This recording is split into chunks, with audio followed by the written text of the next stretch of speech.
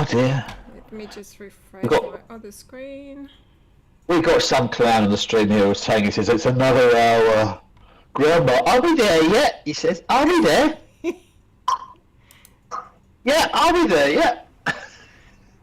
Okay, how does it? Oh, yeah. Okay. Okay, yes, Clowny, we're here now. You happy? It's because he's got nothing Clowny? else to do. Yeah, now, Clowny, now we're he's not there. here. It's probably good to the Yeah, he's bathroom. not even there now. Yeah. Are we there? All Are we right, there so yet?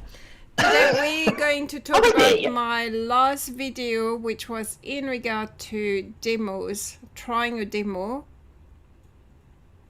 And I should be happy that it was a bad demo and just, you know, buy the product. Oh, here he is. Yay!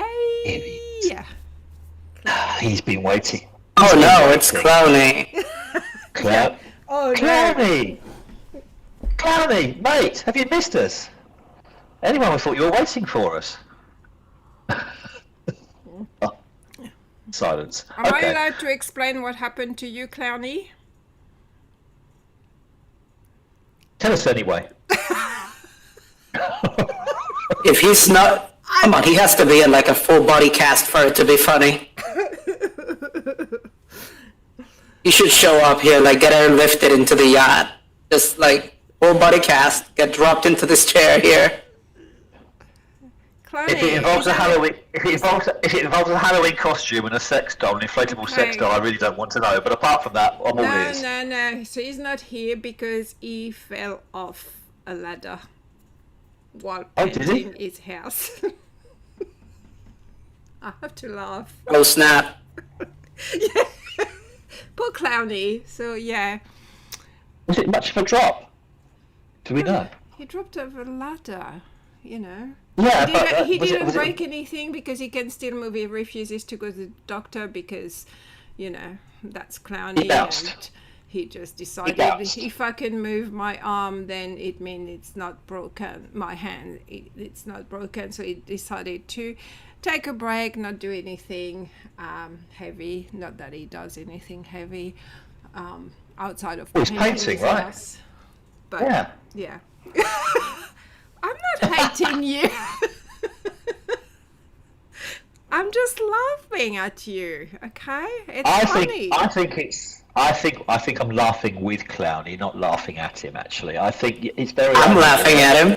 Yeah, I'm Well, all right, laughing at maybe you him. take- I just wish you would Well, next I'm time not. just do put a phone and film yourself. I'm not.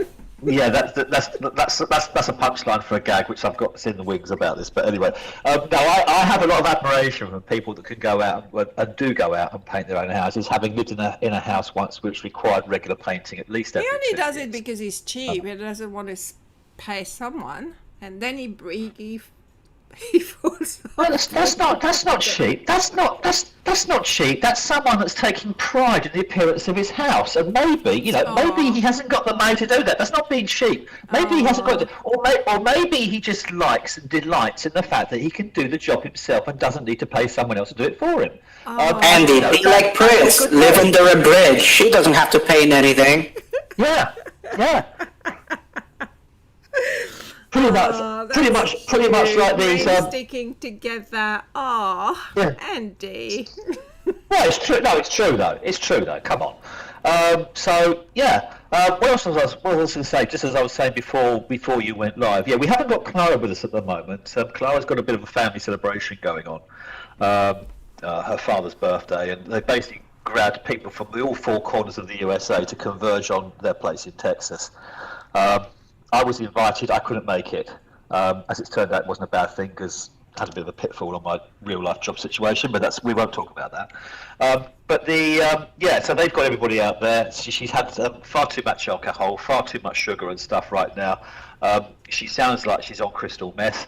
I told her it wasn't suitable for her to be talking on your stream, Pris. So she's actually just going away to sleep it off for a while. She might be back in about half an hour or so. I don't know.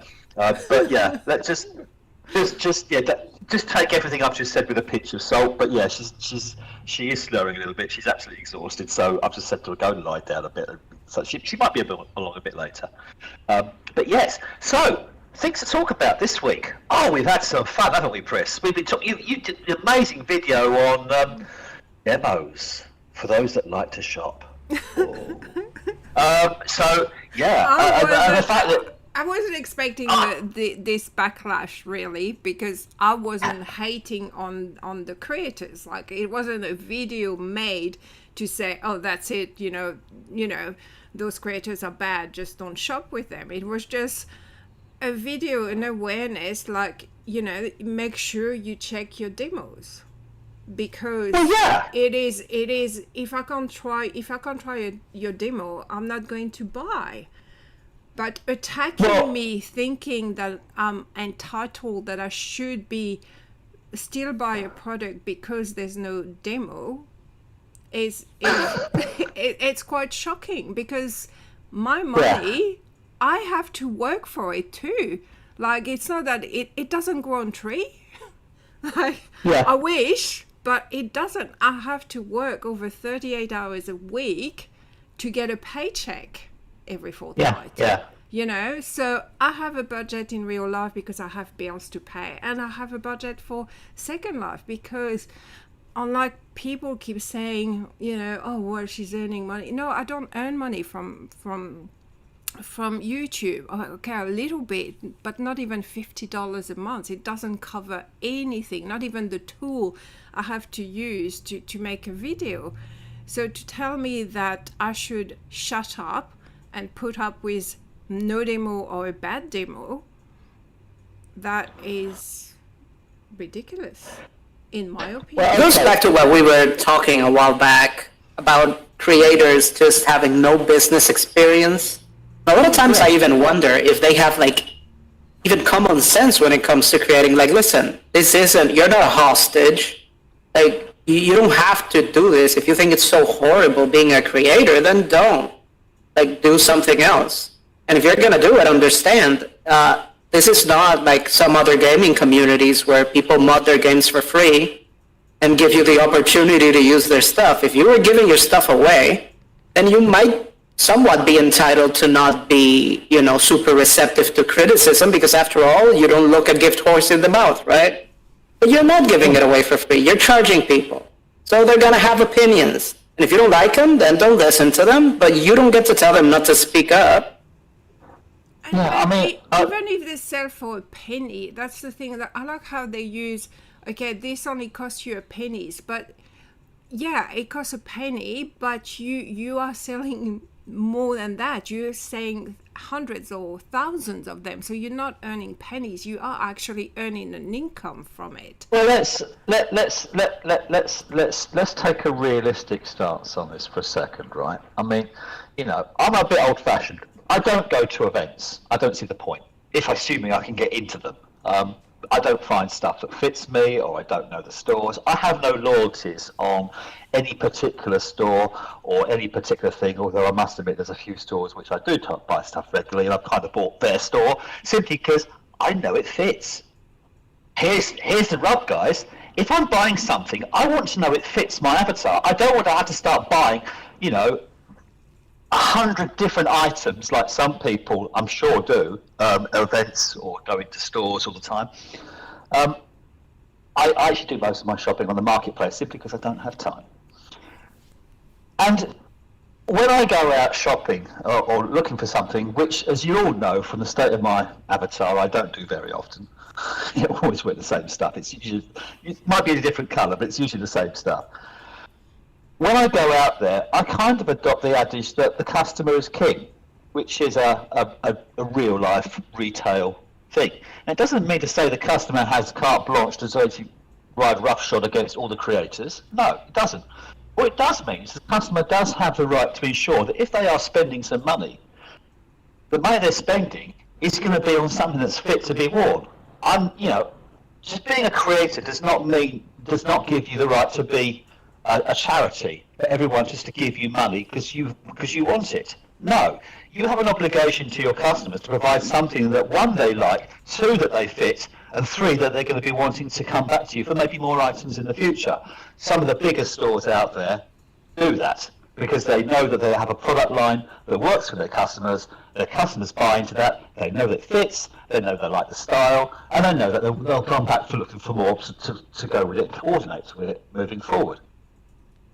If I don't know the store, of course I'm going to get a demo. If I can't get a demo, I ain't buying it because I'm wasting my time. I lose track when I first started out in Second Life of putting things on my avatar and finding it chipping through holes or finding things that weren't quite working. They could have been low quality or whatever. But the point is, if I don't get a demo, I'm not going to know. So for then someone to say, you should be giving me your money and demos are a waste of my time simply because it's too difficult for me to do these things, you should just be buying it anyway. Well, of course they would like you to do that, but I'm sorry, I earn my money too. It's quite tough for me to earn my money, and frankly, I'm not going to waste my money on people that take me for granted and think that they are entitled to take a cut simply because they can't be bothered to provide a demo system. So I'm sorry, I'm being completely blunt here, but that is effectively what it is. I ordered two things online in two different stores in real life. Okay, they arrive. It doesn't fit. Okay, they don't have a store here, so I had to order it online. But the size, you just return it. Okay, and you get your money back or you get something else. In Second Life, we don't have that luxury. You buy something, you can't get your money back if it doesn't fit. So of course you want to try the demo. And there's a lot of stores that have animated stuff that still don't even do a demo, which to me doesn't make sense. Like, can you make a video at least so I can see what it does instead of telling me it does something, but I can't see what it does, and expect me to spend that money because it might be just a few pennies, but when I upload money to my wallet, it's money. It's like $80 or $100. It's a lot of money that I have to upload, so I don't want to waste it all the time, which I do sometimes because of this kind of things. There's no demo, taking a risk. Even 60 Linden, I hate having to waste 60 Linden. I do it sometimes, but I don't like it. I shouldn't have to. For a creator to say that they don't want to provide demos because demos are labour intensive and don't cost them anything and everything. I mean, this is all about customer confidence and gaining the trust of your customers and gaining the loyalty of your customers. If your customers aren't satisfied that you can buy something that fits them and that looks good and looks the way they want it to be, they ain't going to buy it. They're going to walk away and you are going to lose your business. It's as simple as that. That's exactly what I've done with Ricielli. I trusted them. Yeah. I blindly tried the demo and not really looked at it closer because I trusted the brand. I spent, I think, 1,799 Lindens in a fatpack, and then when I unpacked it, I realized that it was not rigged properly. Okay, I've messaged them. They've never replied. They've never refunded my money. That's a big brand. That's a brand that I know that I had no issue with. But just with one product, no customer support, no refund, no sorry, no nothing. So now I'm not shopping from them anymore because why? Well, exactly. Yeah. If you buy, for example, if you buy a product that doesn't work, it doesn't fit, and you ask them, so could you have a look at this? Is it something I'm doing wrong? Because I want this to fit. I like the product you produced. And they're a big store, for example. If they just shrug and basically ignore you, then why bother wasting any more time with them? It's as simple as that. Sorry, Denise, you were saying.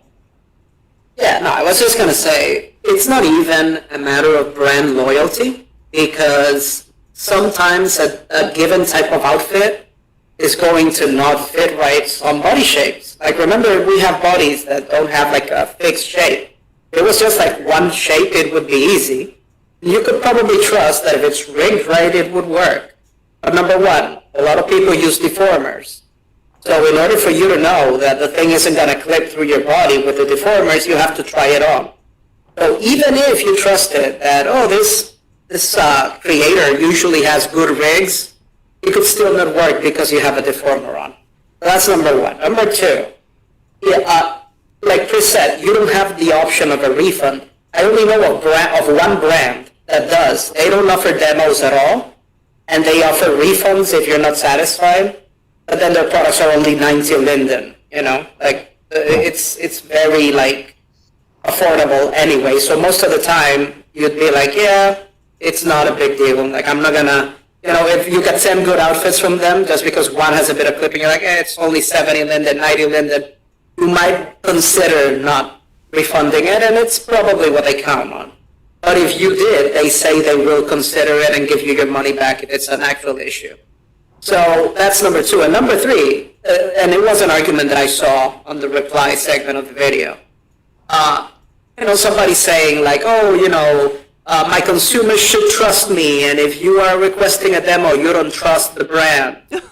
And it's like, listen, man, it doesn't always work that way. Like, it's the other way around. You need to earn the trust of consumers. Yeah. And like Chris said, sometimes a consumer will just trust you blindly, but the brands that know what's up will actually tell their consumers, always try the demo because something could be wrong and we want you to see it beforehand. Yeah. You know, and that's actually how they can leverage the idea of not giving you a refund. Because it's like, well, you had a demo, you could have seen this before you bought it. So the purchase is as is. But if you don't give a demo, or if you give an incomplete demo, like Chris was saying, like, you know, it doesn't work. So yeah, I just don't see how anyone can reasonably justify it. Frankly, if somebody doesn't provide a demo that I can check and see if a thing fits, I won't be trusting them because I think that potentially they're trying to pass off something which may not fit, and I'll potentially then be wasting my money. So no, if they don't provide me with the demo system or demo things on these things, then I'm sorry, guys, I will walk away. It's as simple as that. I've bought many things without a demo, and there's like 90% I was disappointed because there was no demo, and once I bought it, it was not what expected, or it didn't work properly. It wasn't that great. So every time I see someone that doesn't have a demo, I have to ask myself, what are they trying to hide? Correct. Yeah. Correct. And I agree with you, Chris, that some of the more unusual stuff that I have seen, some of it doesn't even have demos, and it's infuriating. Yeah. Because, for example, the other day when I was trying to put the Halloween outfit together, there's a store that I was looking at, and they had these really nice wings. At least they looked nice on the previews. There was no demo. Like, I'm not going to blindly buy some 3,300 Linden wings. You know what I mean? That's absolutely absurd. At that price range, you need to provide a demo. Yeah, and I was trying, yesterday I was trying some kind of skin thing, and it didn't have it had a demo, so I opened the demo, and in the demo it says, look, we can't provide demos for this type of layer, but here's a video of how it looks like, and the video was quite detailed, and I think, okay, that's acceptable, at least they're doing something. But a lot of people, and there was another video, somebody did comment that I was silly to ask for a demo because there's a store that sells jewelry. I've seen in event recently a new brand, and they don't have any demos. And someone commented saying, you know, why would you expect jewelry to have demos? Jewelry has demo. I tried jewelry because just put a giant demo placard on the top, or make the textures like only the half of the item has the texture. Make the rest like bright purple or something. Like, there's ways to do it, or you can make it a time demo, like those that deform. Like, there's plenty of things you can do. yeah. This isn't rocket science, guys. This is purely customer service. Gain the trust of your customers, increasing the loyalty of your customers, and getting new customers interested in what you do. If you, as you quite rightly said, if you can't provide a demo system on what you've got there in order to establish the confidence of your customers, then what are you trying to hide?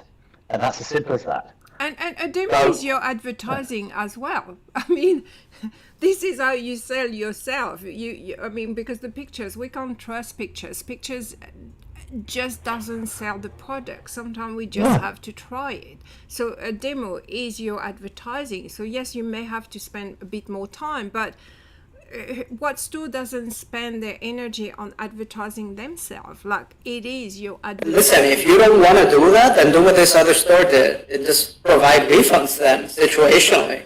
Like, get with the consumer and be like, listen, let me see what's happening. I'll try to help you, and if I can't help you fix it, I'll give you your money back.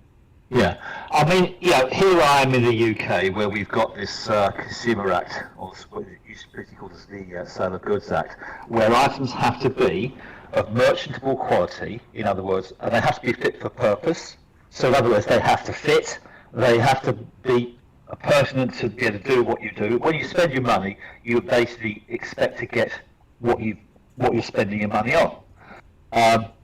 That's pretty much it. If the item doesn't fit, or it's damaged, or it doesn't do what you wanted it to do, you are entitled to a complete exchange or refund. That is what that law is in the country. But hey, this is not the United Kingdom, this is Second Life.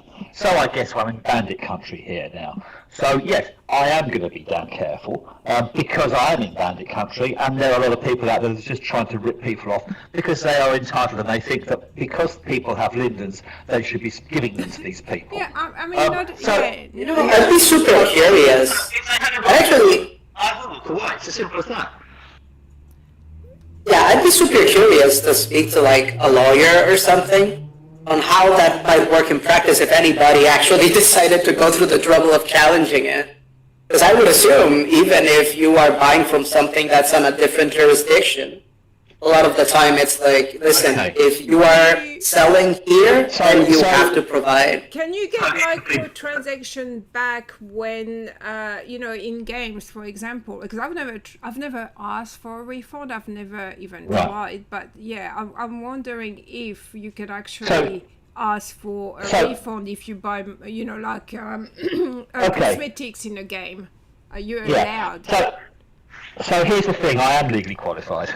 All right, so I shouldn't be saying that, but I am. And basically, the Sale of Goods Act, this Consumer Act, basically does apply to online purchases as well as offline purchases. Yeah, but physical or digital? Hang on. Yes, so digital is included in that. That's all part and parcel of it. However, when you sign up for Second Life, you sign an agreement to say that California jurisdiction and Californian laws apply.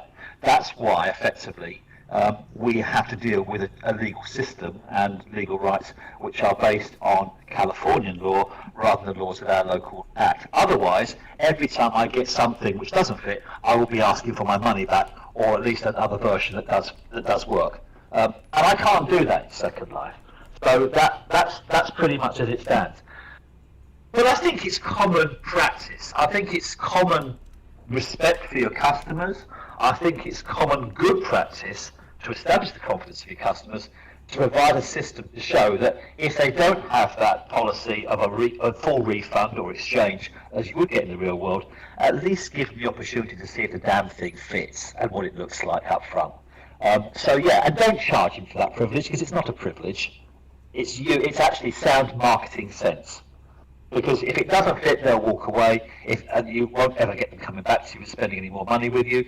But if you do provide them with a demo, as the main established brands in Second Life do, people have the chance to try that demo, make sure they fit, and then with them establishing the fact that the things fit, they'll go and they'll buy it, and they'll buy more because they can see the care the care and respect that you've treated them with. It's as simple as that.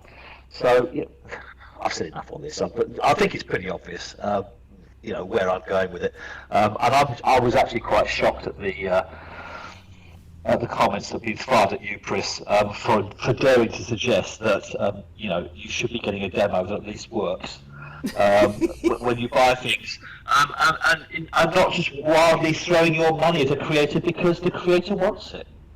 How dare you be unhappy, Pris? You only get to be happy and grateful, Pris. Yeah. Oh my god, it's just like I think they are forgetting that some of us actually do work to earn money. I think Like, Yeah. I understand that a lot of people are earning their income, from Second Life doing DJ stuff and rentals or anything like that. So by the way, yeah, I'm not making money from my rentals. It doesn't pay my chair. I have to pay it. It's included in my budget, within my real life paycheck to pay my chair. Like, Yeah. it amazes me. Honestly, I don't think they forget. I think they just don't care because they have main character syndrome. That's just a problem these days.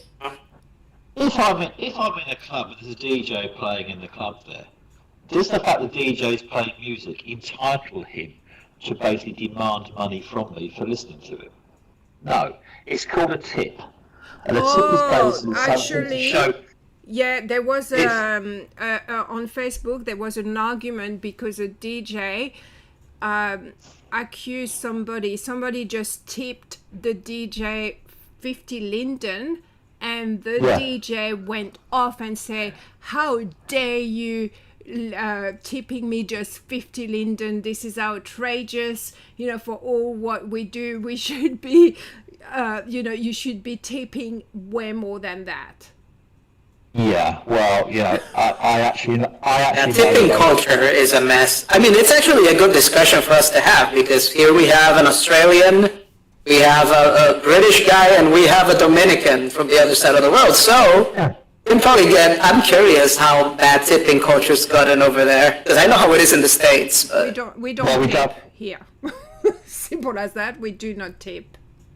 Well, I beg to differ because I know some Australians that actually tip really, really well. But what they do, Pris, and you'll probably back me up on this, is that they view tips as a mark of respect and a mark of recognition for the service that's been given to them. So if you that's if you want to. I mean, when I say we don't tip, it is not included. Like in the US, they've got it on your receipt. Oh, how much are you going to tip me? And I'm just like, I don't want to tip you. And one time I was arguing with my boyfriend, then I said, I don't want to tip that person because she was just a rude bitch. Okay, she didn't provide a service. Why should I tip her? And he was just like, he's American. He was just like, Pris, you need to tip because we come here often. The next time they might spit in our drinks. You have to tip. But I don't want to tip. I don't want it. He says, you have to tip. We're tipping. And another thing that we had an argument once. I had all these coins, and I wanted to put. Pris, you do not tip with coins. You have to put notes. I said, but $1 coin and $1 note is the same thing. What? No, you do not tip coins. You have to tip notes. And I was like, wow. Yeah, and then it has a lot to do with the fact, and it's why, listen, I understand the life of a service worker sucks. I have been on the receiving end. And obviously the wages are horrible and a lot of times they depend on the tips in order to actually get some decent income. And all of that, I understand it. The problem is that has nothing to do with the consumer and it doesn't have to do with you having to earn your tip. The whole point, as I see it, of a tip is to encourage good service. It's not something that you're entitled to because if you're just going to get a tip by default, then what's the point of the system? At that point, it's just supplemental income. Yeah, so for example, here in the Dominican, they have this little surcharge on your invoice, which is called they call it lawful percentage, or in Spanish it would be por ciento de ley, which is percentage by law. That's just included in the invoice, and I think it's 5% it's 5%. So you're gonna tip 5 no matter what because it's mandated by the government that you have to tip 5%, which is ridiculous. But then on top of that, you're expected to still tip 15 to 20% if the service was good. But that's the thing, if the service was good. There have been cases where I haven't left a tip because I believe that tip should be a reward for good service. Well, you need the point of a tip, really. A tip, you tipping someone because you're happy with your service. It's like people coming to my sim sometimes and they, like the other day, someone came and just tipped. That's because they like it and they think, oh yeah, I'm going to tip her. It's not like you're forcing people to just, you have to tip. No, you only tip because you've got a good service. So here's the thing. When we talked about that other argument that was going on there, I actually know both parties in that. In fact, about 2 hours ago, I was listening to one of the guy that did the tipping, in that, playing a set in a club that I walk on a regular basis because he's one of the DJs there, and the other DJ didn't even realise that he is. He's actually a very qualified DJ and been doing it for decades. He's semi-professional. He's good. He is good. And there's a reason why he plays in that particular club, because we don't take rubbish in there. We don't try and fill out the schedule with people that just play music. We actually try and get people with some talent to play in there, and that's the difference. So when we tip in recognition of the fact that they've done a good job. We tip in recognition of the fact that we're supporting them. We tip in recognition of the fact that it sounds really good, and to encourage them, obviously, for more.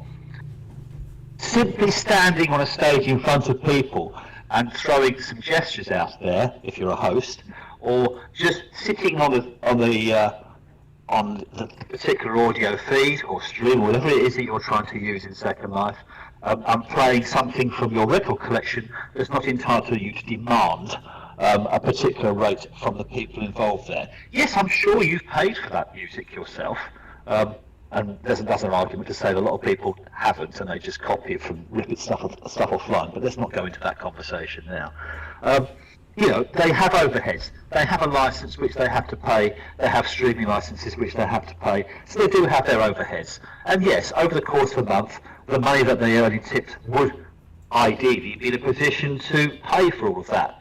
But that's assuming that they are a half-decent DJ or a half-decent host. Because if they're not, they have no right to demand the money whatsoever. They should actually go back to the drawing board, improve what they're actually doing, and then... But listen, if you want to guarantee the income, then just have a cover fee. It's like some people do, where you go into a group or a club or whatever, and they'll have like a cover fee, and you have to pay, say, 500 Lindens to join the group, and then you enter the venue. So if you want to guarantee that you cover your bases, then do that. But, it's still not, it shouldn't be mandatory to tip, no matter what the circumstance is. Because then it isn't a tip. That particular club I do know has a minimum that the DJs will expect to make from a particular set. I don't like those venues as well that says this person has tipped 100 Linden, and I'm thinking I don't want, because sometimes I have no Lindens left and I have to wait because I have to wait payday to put money in, and that's a reason I don't really go to many events, because I know I don't have the Linden to tip, and people are expecting me to tip. But when I see a tip jar that has my name on it, that has the name and how much you tip, I don't even tip. I just get it. I don't like those. I think it's a privacy thing too as well. I don't like it. Yeah, okay, that's down to the configuration of the tip jar. So some of them do that, and they just say, okay, so the last person tipped this amount, and the so far the DJs are this amount, and that's it. If you're standing up in front of these people, you're pumping this music at them, or you're pumping these gestures, this conversation at them, then at least make it engaging. Make it something that they appreciate, and obviously then they'll be more inclined to tip you. Yes, there are some clubs that do pay minimums as guarantees to their DJs if they don't have so many people, or if they know that some DJs out there may not necessarily have quite so much on there. They have a minimum amount that the DJ will get, and it's basically a cover thing. So the DJ has a floor that they know they will never go under in terms of the money. So they always have got something for their time, and I think that's fair. As long as it's not ridiculous, because I've also come across situations where one club gets paid off against another because you can get more tips in one than you can get more in the other. And guess what? The one that you don't get the more tips in actually turns out to be from several people with got lots of alts, and they just keep. In fact, I've even seen DJs put their own alts in clubs and pump their own tip jars with their own money to make themselves look better than they actually are. That's hysterical. So I've seen that too. But yeah, at the end of the day, it's a mark of appreciation. Are we in these places to interact and be a community, and make people smile? Because at the end of the day, we're here to, they're there to entertain. Just like the creators, when they're making their items, are there to basically provide items that people are going to enjoy. It's not a God-given right, the fact that you are just there, that you have to demand money from people, and it has to be at a particular rate.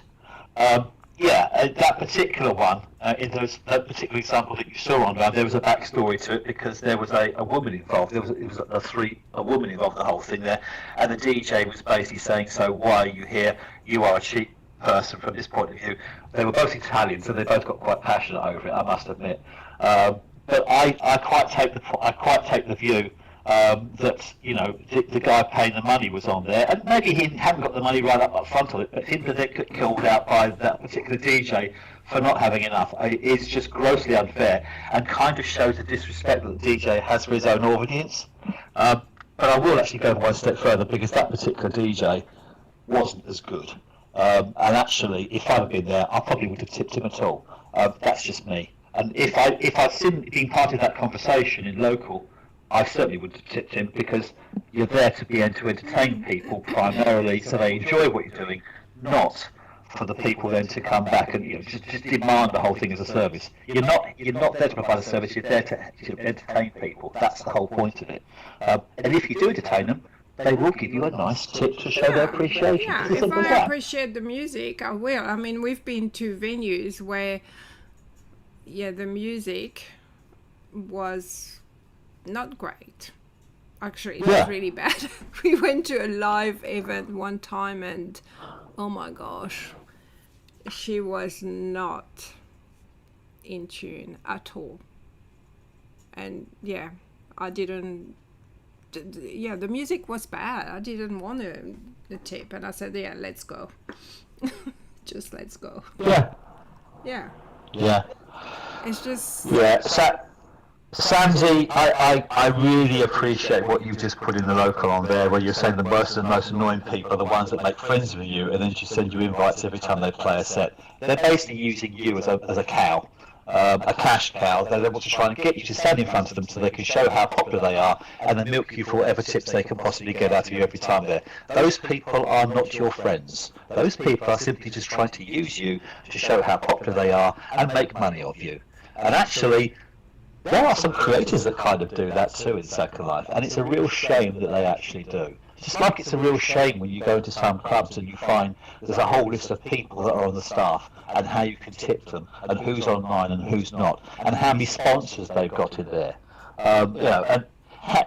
If you want to rent a place on that particular region or close to that club, how you can do that. Isn't it a shame that when you go into a club to listen to music and talk to a community, people just use you as a cash cow to basically try and support what they're actually trying to do?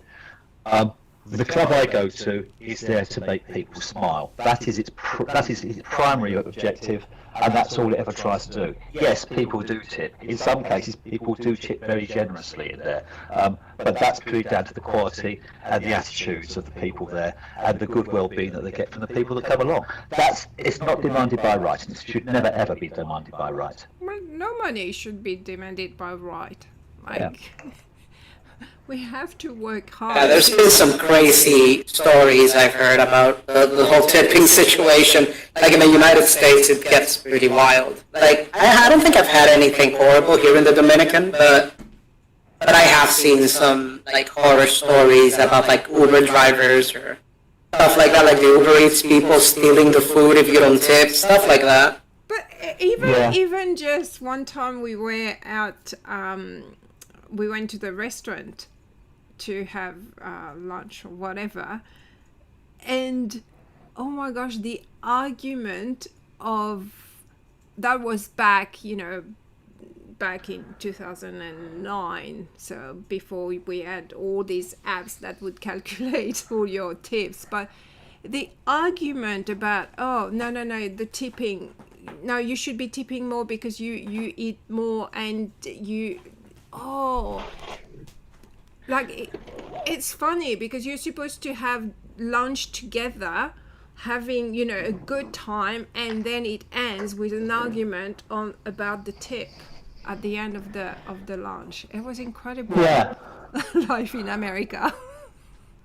Yeah, we've had the same thing in the UK. We generally don't get too involved with the whole tip culture over here. One thing that they have done is obviously there are staff that do make, or they had shortfalls in some of their money, which it almost expected that some of their salaries are topped up with tips. So what they've actually done, most restaurants over here, now, pretty much all of them now, is they apply a service charge. And the service charge is usually about 15% of the actual item on there. It is non-obligatory, so you don't have to pay it, but invariably people do, and that then goes back to the salaries of the waiters and the staff that works in those restaurants. If you want to pay them extra to show your appreciation, there's nothing to stop you doing that too. But there's always, again, there's that flaw where they have the minimum, which is that 15%, and that's the way we do it over here in the UK. Yeah, so the thing is, at least from what I've heard in the States, and it might be that way here. I honestly don't know for sure. It's like you have a minimum wage, but then you can actually pay like something really, really miserable. It's like even lower than usual. And then the remainder of the wage can be completed through tips. So if you don't get the tips, then you have to be paid that minimum. But they can like pay you a minimum amount of that, and then the rest is completed through your tips, which is even worse. So I don't know how that works, honestly, and I don't know how it's legal, but that's a different conversation. Yeah, that's horrible. We don't have that here. I don't think so. Like a tip is on top of your wage. Yeah, like they'll tell you, for example, you can make, and I'm making a wild example, if somebody in chat knows, like, precisely, and feel free to pitch in, but I think it's like, for example, if your wage is supposed to be $16, they can be like, well, I'll pay you 12, and then you should get the remainder through your tips. If you don't make the minimum, then I'll complete it up to the 16, and then anything you get on top, then that's a different story. And the other thing is, like, I know some places have it, like, be a tip jar, so everybody's tips go into the jar and they're distributed. Yeah. Which again is messed up, because it should be a meritocracy. If you're a better waiter, then you should get more money. That's my opinion. Yeah. Well, in Europe and certainly in the UK, we have a thing called the minimum wage. So there is, you're not allowed to earn less than that. Yeah, we have that too. And so you have that, and then obviously then you have that service charge, which then provides you with a top up to make things a little bit more affordable for you as part of that as well. And you will get that, but So my in first job. Second Life, of course, all bets are off. But effectively, it's the same. As far as I'm concerned, I'm old-fashioned. I know that particular club that I hang around with is pretty much the same thing there. There is a floor upon which they do not let the DJs fall under, or the staff fall under. So basically everybody has a guarantee that per set they will have a minimum amount. I'm not going to say what it is because, it wouldn't be for me to say, but there is a minimum amount that's paid under that thing. And frankly, none of the staff ever get to the minimum amount. They always get more. So that kind of helps them too. It's usually about 4 to 5 times more per hour they get than the actual minimum that they get per set basis. So they're not doing too badly. And it's not a question of saying, oh, the club pays well. It's because actually the staff that work there, they do work their socks off. They are very, very good at what they do, and people appreciate that. And at the end of the day, that particular club does not constantly badger you to pay for tips or to show your appreciation or show your Linden love or all these other little phrases that they like to throw out on there. It's simply to say, if you like what you're hearing, then show your appreciation. If you haven't got any money to show your appreciation, then at least give us a smile. All we actually ask for as a minimum from the customers is a smile. That's it. Because if the customers ain't smiling, we know they ain't going to come back.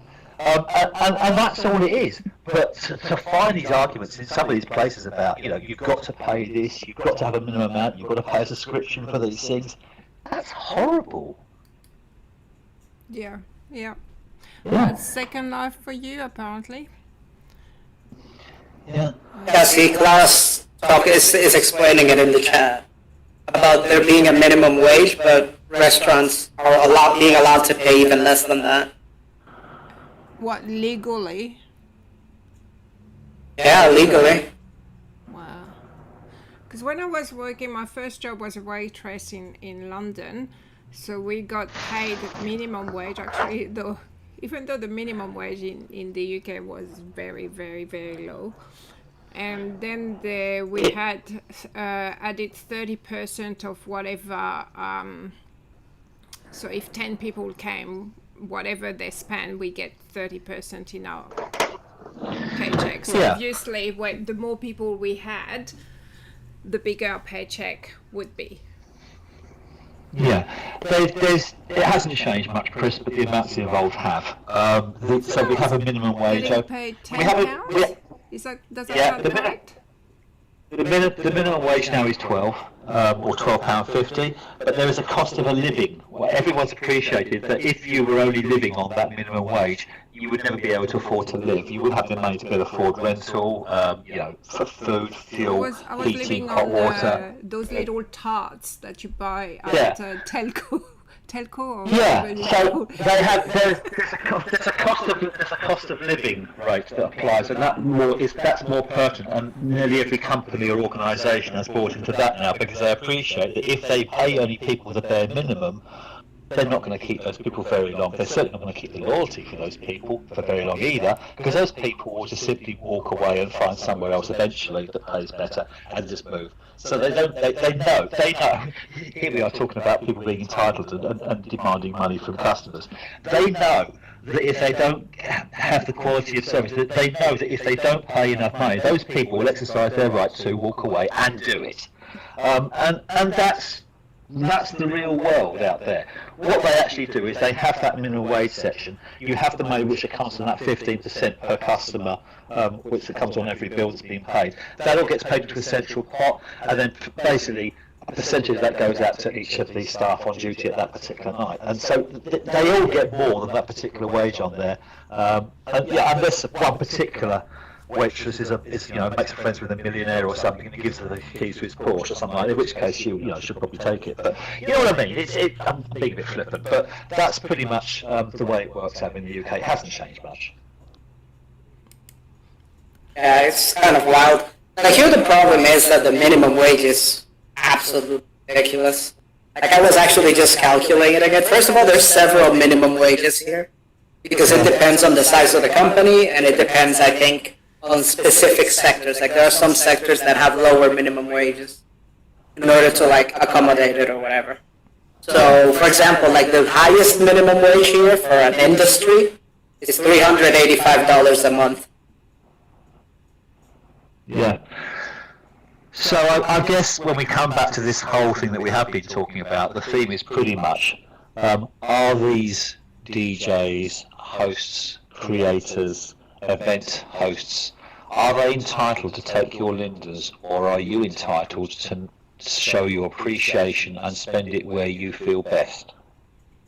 I think the simple common answer to all of that is that my Lindens are mine, and I make the decisions as to what I do with it. It's not no one else is entitled to take it, and that's it. And if they start demanding those Lindens, and I think it's their right to have them, then I simply exercise my right to hit that X button on the top right hand side and go somewhere else. Yeah, and the thing is, they don't know who you are. They don't know what you do in Second Life. Maybe you are earning your income through Second Life. Maybe you are not. Maybe you are working a really tough job, or just minimum wage, or you have no idea where that money come from, and you should be thinking twice. Yeah, sure, you're working hard, but we are all, or most of us, are working hard to get a paycheck and live. And Second Life is a hobby for most of us. We come here to relax and to have fun. And if I want to spend my money, I just want to spend it on something that is worth it. Like, I'm so tired of wasting my Lindens, even if it's just 60 linden. Sometimes I'm just like, oh gosh. Because at the end of the day, 60 lindens here and there, it's a lot of lindens a year that you're just wasting because you're taking a gamble, thinking, okay, is it going to be good? Okay, let's try it. just because people can't be bothered to have a demo or check their demos or just put half of the demo in there. And someone said maybe it's because of anti-piracy. I mean, like the copy botting, and so what, you don't put the full demo because of that? Yeah. That's another little thing I should see in the chat here that Kelly's just mentioned on there about people that go into clubs and don't actually listen to the DJ. And sometimes they've even got a widget hovering over their head saying, yeah, I've got Spotify up and I'm listening to this particular track. If you click on this, you can listen to it too. And you're thinking, oh great, so the DJ's demanding money, he's playing his stuff on there, and his music is pretty... Obviously, his music is not being appreciated, so the people are actually going to listen to YouTube or listen to their own Spotify playlist, and they're advertising to everybody else what they're playing, because the DJ isn't grabbing their attention. So the question you've then got to ask yourself, is the DJ entitled to ask for money? Well, I guess no, because, you know, at the end of the day, they're being rude to the DJ, but at the same time, the DJ is being rude to the fact he's probably not engaging them at all, particularly caring about what they're doing. And, you know, if the people want to be listening to something else, it just shows how good the DJ actually is.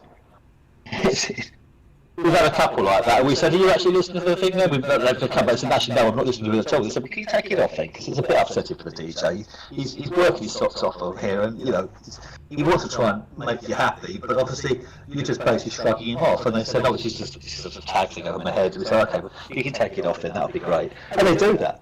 The other fun thing we actually have as well in the clubs is face lights. Oh, dear. Pris, this is my pet hate, it's face lights.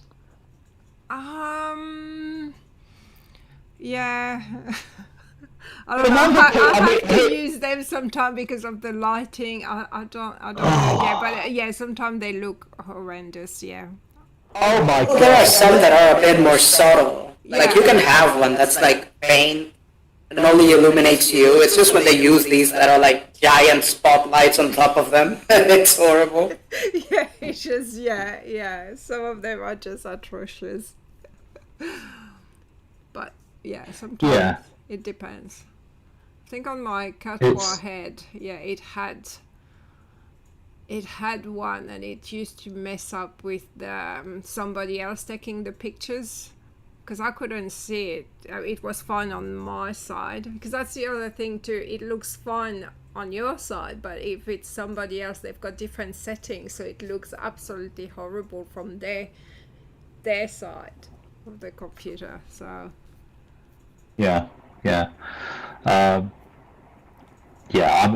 can see there's been some chat talking in chat about clubs and where we hang out and what we do in the particular clubs that I do haunt on a regular basis. No, I'm not going to mention the name of the club. I'm not here to advertise the club. This is Pris's stream. This is Pris's enterprise. I'm not here to basically trample over Pris and advertise particular clubs that I have an involvement in. So I won't mention it. But please, guys, don't ask. If people want to know the club, message me and I'll tell you where it is, and we have a bloody good time there. And it is good. The music is superlative. We've had some A-listers actually in there as well, and I'm not just saying that. They have, and they are brilliant DJs. We do vet the quality of the DJs that are playing on there to make sure they deliver. And these are people that we're vetting with people that are working in the music business and know their stuff. So we know the music we're going to get is of a certain grade. It's a good place.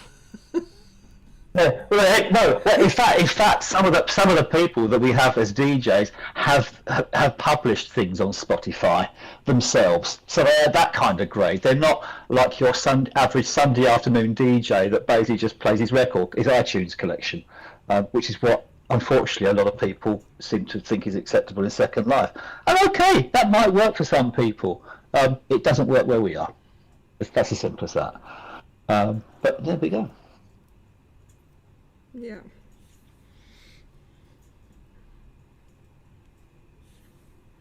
Wow. Anyway, that? That kind of killed the conversation on that part of it. Yeah, but isn't it amazing? We had these things, and sometimes it does strike me. Sometimes you sort of make these points, and it's not rocket science. You know, you say, why are we being forced to take demos? Why are we told that we shouldn't have a demo and just give you the money? Or why should we be told that we have to upgrade because our avatars are out of date when actually they're not out of date because they're the most popular ones out there? And the actual really reason for you telling us that they're out of date is because you want to make something and get us to get more money out of us to support your own thing there. Why do you want, if you're running an event there, why do you demand that, in fact, you can allege 3 to 4 times the actual population of Second Life are present within a week of you opening your particular event, and making so much money? The people are going to be like multi-millionaires on the rates that have actually been quoted. There's all sorts of allegations flying out there in terms of how popular things are, where they are, what's biggest, what's best.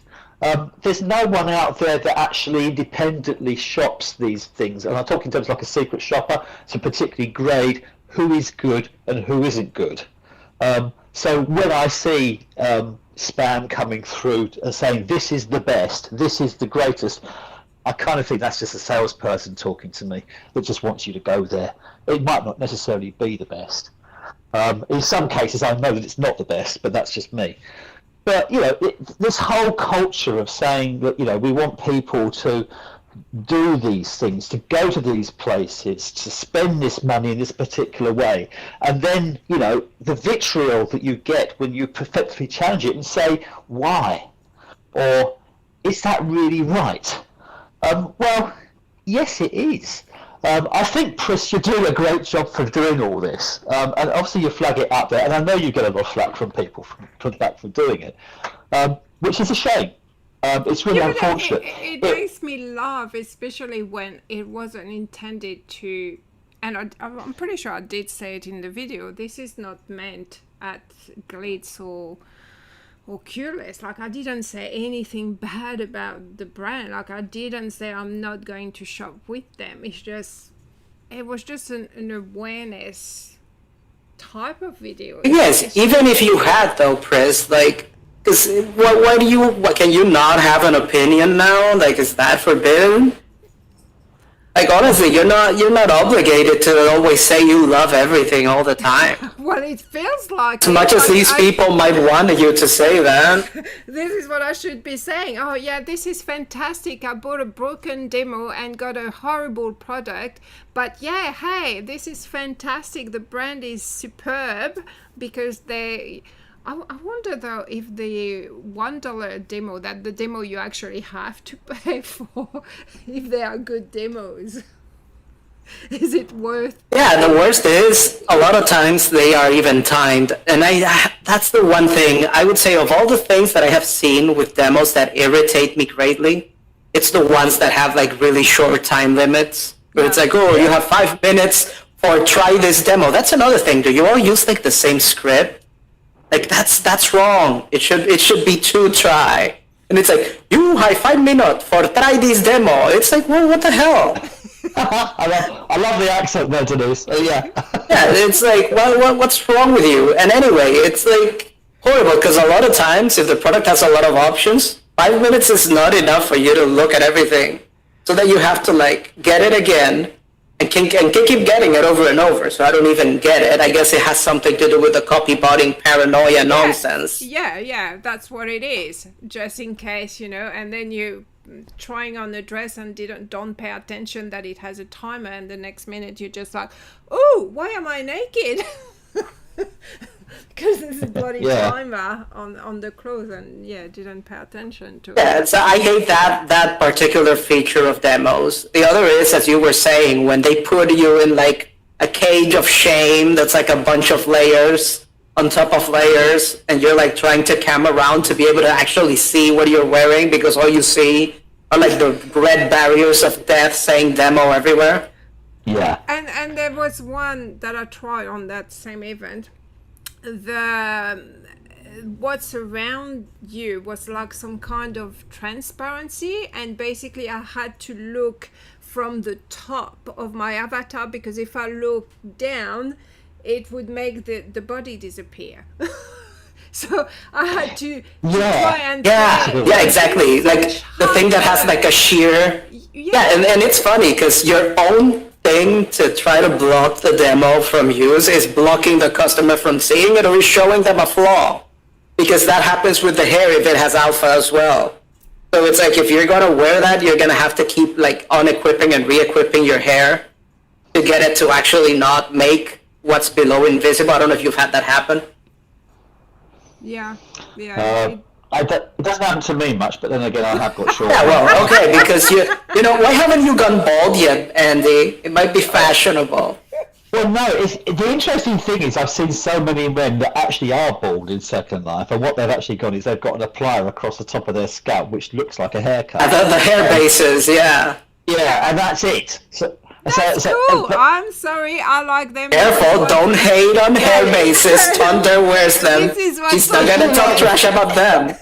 Yeah. If you like the buzz cut look, then that's fair enough. I'm not knocking it, but what I'm simply saying is, if I put just a hair base on my head to try and give me the haircut that I've got, my head looks completely deformed, which therefore means I then have to deform my head to give myself a meaningful head of hair, and it just doesn't work for me. So I've gone the other way. Yeah, I don't know what it is with male hairstyles and being unrigged. Like that's like we have the ones that I've worn. It's rare as a woman to actually find hair that's unrigged, but for men, it's basically all you have. I mean, I know. only wears hair base, and I like it. I mean, some of them, they don't suit him all the time. Like really, each hair base is different. Is a different look, but I like it. He tried once hair and it was horrible. I said no. Yeah. Thanks. Yes, Kelly is sitting in the chat there. She's right because she met me, and so it is based on my real hair. It's not quite there. It's because at the end of the day I am slightly dependent on the creators in Second Life, and I really don't want to walk around with a 1970s mullet, and I really don't walk around with a 1970s permed haircut, and I'm sorry, but the hipster look, as far as I was concerned, in my part of the world, went out of fashion 20 years ago. So I don't want to look like that either. I'd rather just look like me, and I do. So yeah. Yeah, the demo culture is crazy. The other thing that drives me batty, if your product has like 40 colors or it has options that you can toggle, why would you not even include a HUD for people to see the options? Yes. I'm looking at you, Cry Bun Bun. I love your stuff. The squish is nice. It's sexy. But you can't preview 90% of the options, so it's kind of a crapshoot if it's going to look good or not. Yeah.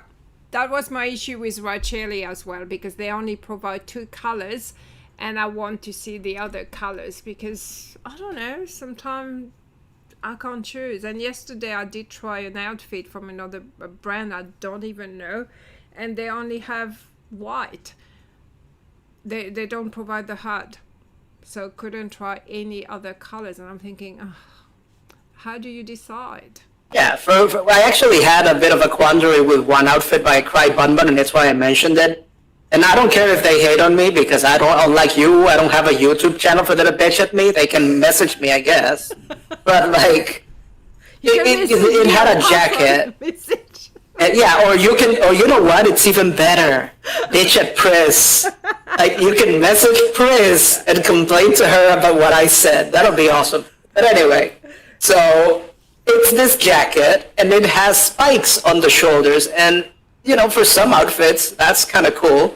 I loved I liked the design of the jacket, but I wasn't sure if you could toggle the spikes on or off, so I figured, well, I'll download the demo and see. The demo has a 10-minute timer. It only includes the HUD that is included with the single colors, which doesn't include most of the options.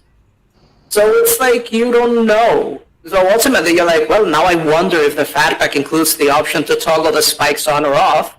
Ultimately, it turned out that it did, but judging by the demo, you wouldn't have known. Yeah. Yeah. Here's a fun thing I have noticed. There has been some stores out there that do provide timed HUDs and timed demos, so they give you like sort of 2 minutes or 3 minutes, which is just ridiculous. Because sometimes when you've unpacked everything else, you start putting things on there, you realise you've got the wrong thing on there, or you want to try and reconfigure it. You just haven't got the time to do it.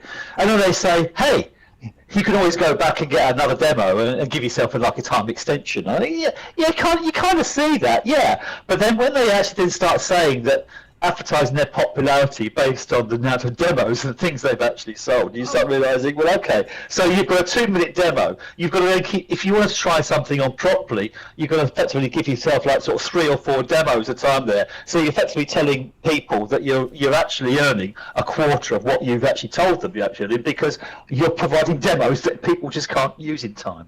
It's just, I see the irony of it. It's absolutely nuts. Oh, the one that annoys me too is the one shoe demo. Okay, I'm wearing 2 shoes. I want to see. But at least with the one shoe demo, you can see what the shoe looks like. Okay, Yeah, so at least that one. And then you could even argue, listen, I don't know if you're one of those weird people that wears both shoes when you try shoes on, like in a shoe store. Yes. Yeah. Unless I will like try- a shoe yeah, a I will lot, try it's to- like I'll try one at a time, right? And then if that one looks good, etc., then I'll try the second to see how they feel. Exactly. But That's for the that's purposes- what I do. That's what I do. I'll that's try what I one do. on there. If it feels a fit, I'll say, give me the other one. Let's put the other one on there. Okay, and I'll go walk up and down the store, make sure it feels I fit. will walk around. Yeah. Yeah, exactly. that's But it, you yeah. do that for the feel part of it, because the look you can get from the one shoe. So I could argue that, okay, fine, you want to just preview one, as long as it doesn't have like 10 things wrapping and circling around it so you can't even see the damn shoe. I'd rather have one shoe than have 2 surrounded by all the crap. You know what I mean? I want to look at the 2 shoes in the mirror. You know, there's a mirror on the ground. I like to have a look and see how it looks as a whole. Now, one shoe. Okay, but that's in real life. I'm talking Second Life. Yeah, but Pris. second life is the same. I want to see the 2 shoe. I can't try. Oh now. I my think god, it's you're just so one shoe. picky. Oh, she's right. This is why you get in trouble, see? Oh, come on. This is just one here's thing. another Shoe. Here's another thing for you. If you have an animation overwriter, an AO, and you're applying that, have you ever noticed how some of the ones these days actually deform the body?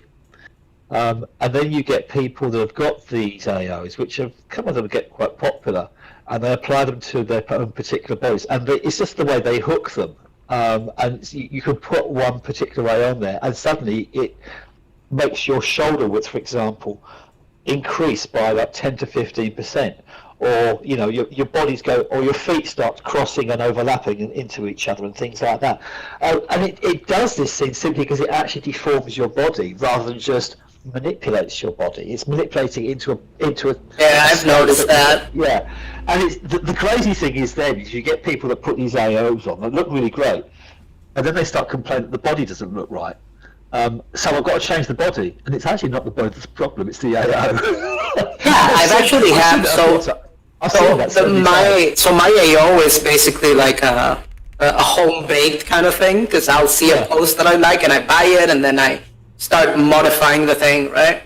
So, and I've actually had that situation where I have a post that I like a lot, I like the post, and I might even preview it and think it looks good, but then I'll be wearing a specific shirt and notice that, for example, if the hand goes on the hip, the shoulder tends to sink and create like almost a 90-degree angle at a point where it clips.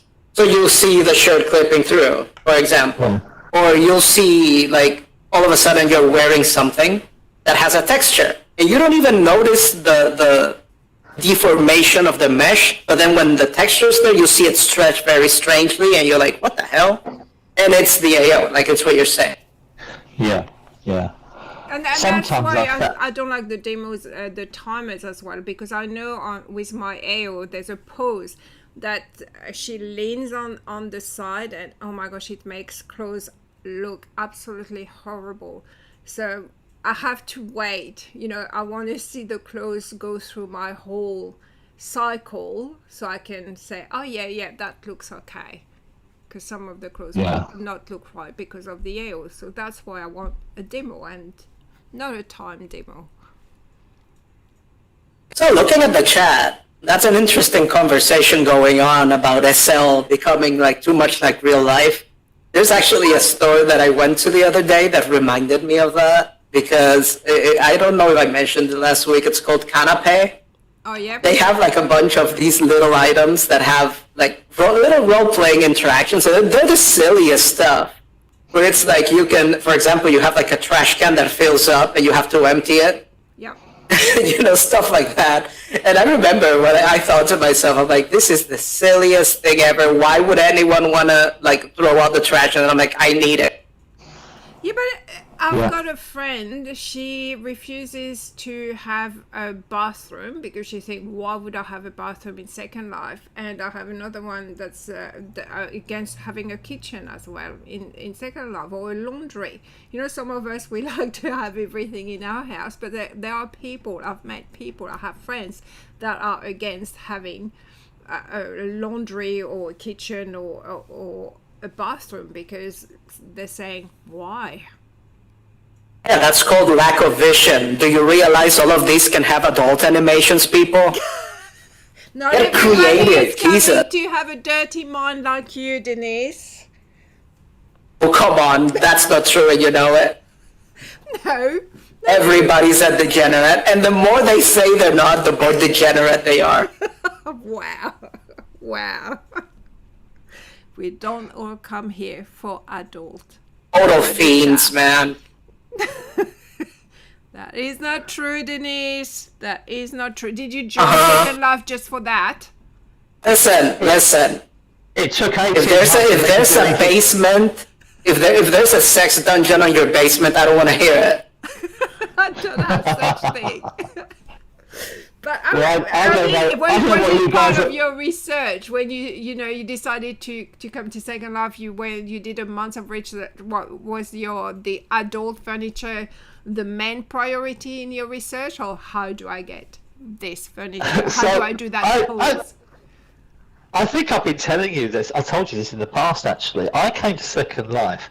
I didn't have any adult activity in my Second Life for at least 18 months after I joined. I had the number of friends I could only count on the fingers of one hand, and 2 of those were alts. Simply because people looked at me and thought I was going to be only asking to do one thing. And I didn't. And because of that, they prejudged me. They assumed that I was only ever going after one thing, and they would refuse to talk to me. Yeah, but that's the and it was- thing in SL. If you're joining SL, like everybody is assuming that we are all joining SL just for adult thing. Well, I did. I didn't. I mean, don't get me wrong. If someone had offered me, I probably would have done it. But frankly, no one ever. No one ever offered. And actually, I'm kind of old-fashioned. I won't lead a conversation like that, or immediately demand that someone does that stuff to me, unless I know they're into it and they will enjoy it. Frankly, I never got to the point of having those conversations with people. So nothing like that ever happened to me in Second Life for at least 1.5 years after I joined. Listen here, you haven't lived until you have seen a flexi penis. Especially when the person's dancing. Well, you're talking about the windmill thing where it goes round and round. Yeah. Well, no, but I'm not talking because there's a specific product on the market, okay, that has that as an optional animation. But no, I'm talking like actual flexi, so it just does what it will. So Well, you're is sitting it there and it's just flat? moving freely. Is it? Yeah, I've flat? actually seen. If it's flat. Yeah, I've actually seen. Someone's just asked me what held my interest, given that I didn't have much interaction initially. What held my interest? I enjoyed being creative. I enjoyed making my avatar look like me. I enjoyed going around seeing some of the various places in Second Life, the ones that would let me in. And when I got to the point where my account was old enough, I could go to lots of the rest of the places. I like music. I'm a very musical person. It's formed a very large part of my background in the past. So I like going and listen to music in places like that there. And yeah, I like social interaction, so I will laugh and joke. Now the fun thing is, or the crazy thing is, everybody looks at me and sees another avatar. Everybody looks and prejudges that avatar because they think that avatar is only after one thing. if the avatar comes out with a joke, they tend to think the line is going to be serious. They don't sometimes realise that I'm sitting here laughing on the other side of the screen and think it's actually hysterical. They think I'm being serious. And I have had people ban me and scream and shout and create drama and politics about me for the sake of me creating one particular joke. And I've been rolling on the floor laughing in hysterics, metaphorically speaking here, but because simply they just don't get the gag. I can't please everybody all the time. It's a shame that people only look at me for one particular thing. But hey, you know, I've always been here. I'm just an average guy. But the average guy doesn't necessarily mean to say I'm only ever after one thing. I guess that depends sometimes on where you go when you're in Second Life, what you do when you're in Second Life, how you treat other people when you're in Second Life, and the enjoyment you get out from that. You know, I've not been the other kind on there, but everybody tends to think that I am. It's just one of those things. I don't have that many friends in Second Life now, frankly, as well. So please don't use that as an excuse for thinking I'm just trying to get more friends on my contact list, because I'm not. But it's just because it's never been important to me, frankly, because I've got used to not having many friends on my contact list. But that's purely, you know, I know a lot of people, and a lot of people know me. We get on, and that's all that matters. Come on, Clowny, say the truth. You were wearing those boobs that you wear from time to time, and that threw you off balance, and that's why you fell off the stairs or off the ladder. Just say it. That wasn't me. That was Clowny. I didn't fall off a ladder. You know, I know. I'm talking to Clowny. Yeah, Clowny was thinking of your boobs, actually, Denise. Frankly, if he had got the boobs, he probably would have bounced when he fell off the ladder anyway. So I'm sure it would have worked to the benefit.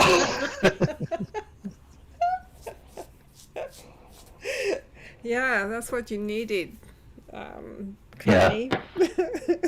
Bounce on the boobs.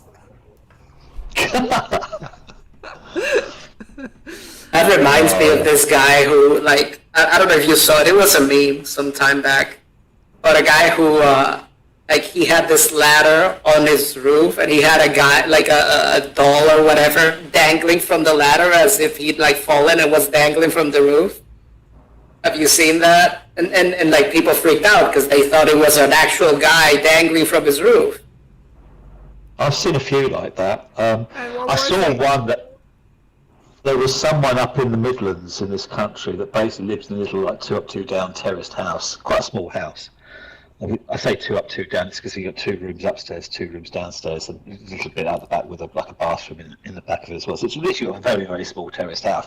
But in the roof of this terraced house, he had a 25-foot or 24-foot marlin sticking out of his roof.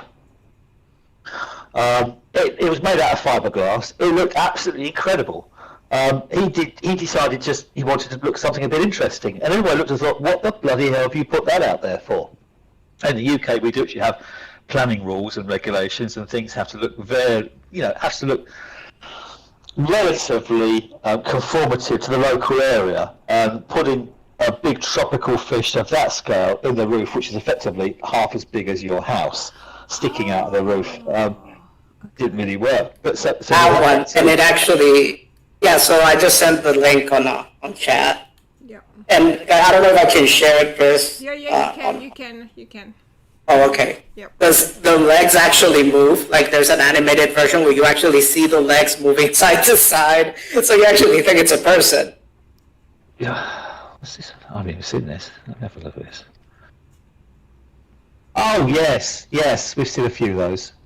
Funny enough, there's a Second Life version of that with a Santa. I've seen it.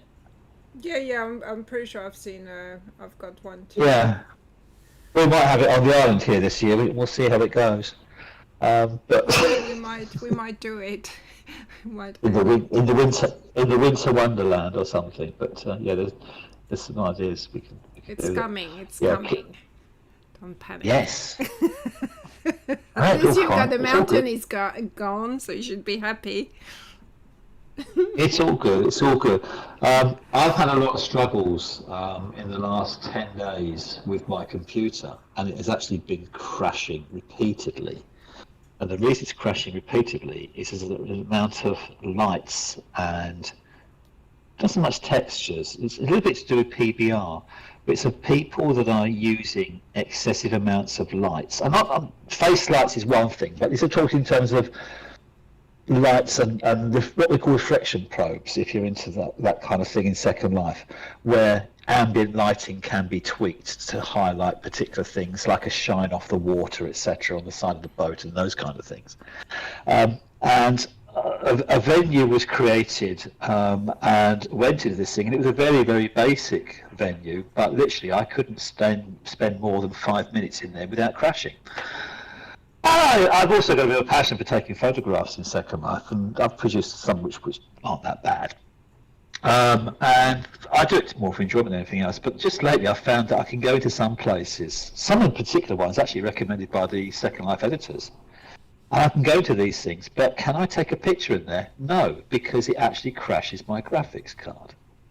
And you kind of wonder, so are they expecting me to spend the best part of £700 to £800, or whatever the local equivalent is like to be in whatever country or nation you are from, to upgrade my entire computer, or maybe increase the power supply on my computer, the memory, the full graphics and everything, just so that I go into that sim and that particular region? Or actually, more realistically, will I just forget to go and not bother going that region because I know it's going to crash my computer, and I'll go somewhere else? And you kind of then wonder, so should there not be a balance where people think that, they've got to appreciate that some people may not necessarily have quite as powerful a computer, or the latest all singing, all dancing that's out there, and actually make something that's more accommodating to the wider majority of people, rather than just the elite few that have the very latest of the hardware that's required to be able to see what they've created properly. I find it's a real shame that when I now go into some regions in Second Life, and I haven't got a computer that's that old or particularly downgraded, but I find that a region that will crash my computer simply because it has excessive amounts of lights and things is a real shame. So yeah, I basically have again used my entitlement to not go there anymore. I think Second Life is a notable exception here, because the problem you're describing, if you're into gaming in any capacity, is a reality. Like, as things come through, right, there's going to come a point where your hardware isn't going to be able to handle certain things. So you're going to have to be upgrading periodically. But Second Life has the particularity, of course, that it's the same thing that just keeps evolving. So the thing that you used to be able to run, you can no longer run. So it's tricky because on the one hand, they are being pressured to improve the visual fidelity, but on the other, yeah, it's inevitably going to leave some people behind when they do that. Yeah. So someone said the Lindens told everyone that they should update their computers at least every 2 years. Every 2 years. Yeah. They probably don't mean to the latest. Like, for example, right now you can get certain technology that is super cheap compared to when it came out, and you can get it at a reasonable price now. It's just that not everyone has the possibility, even if the technology gets cheaper, right? So it's a kind of nice to have, but people have other priorities. I'm kind of seeing the irony of Linden Labs telling us that we have to update our computers to the latest specification every 2 years, and it's being run by a CEO that's got a 15-year-old avatar with a spiky haircut. Because he definitely hasn't upgraded that avatar in the last 2 years. So I don't see why they have to do that. And I've got a computer here that is actually 18 months old. It's not that old. It should quite happily run what we've done, and it has been. It's simply in the space of the last 2 months, and literally the last 2 months, all hell has broken loose with regard to some of these reflection probes. Don't get me wrong, my computer can handle it, but the fact that people are going into their particular regions and using so many of them in such a small space, to the point at which effectively it crashes your computer. In the terms of service, there's a line about people that use excessive numbers of face lights to crash graphic settings on other computers, and it was against the Linden Labs terms of service. I find it's a real shame to find people now actually making sims that are doing the same thing.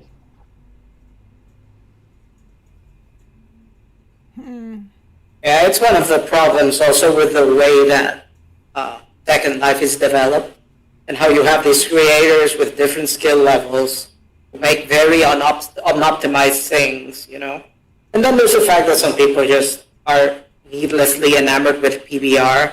I'm looking at you, earthy designs. Tone it the hell down, Jesus.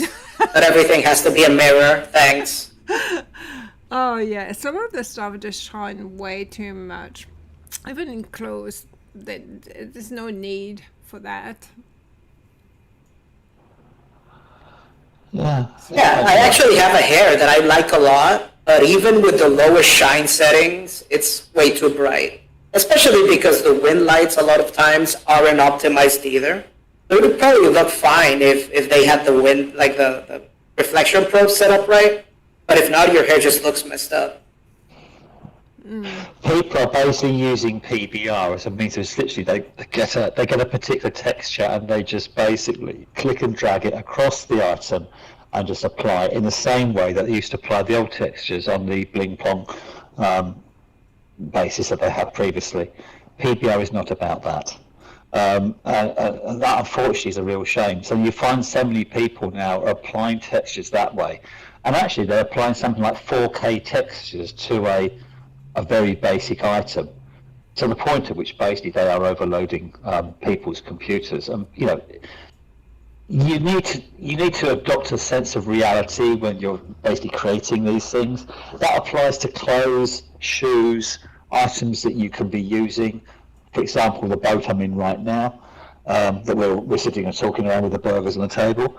All these things. There needs to be a sense of perspective, I think, in terms of, just because it's called PBR doesn't necessarily mean to say it's going to be appropriate for what you're trying to do.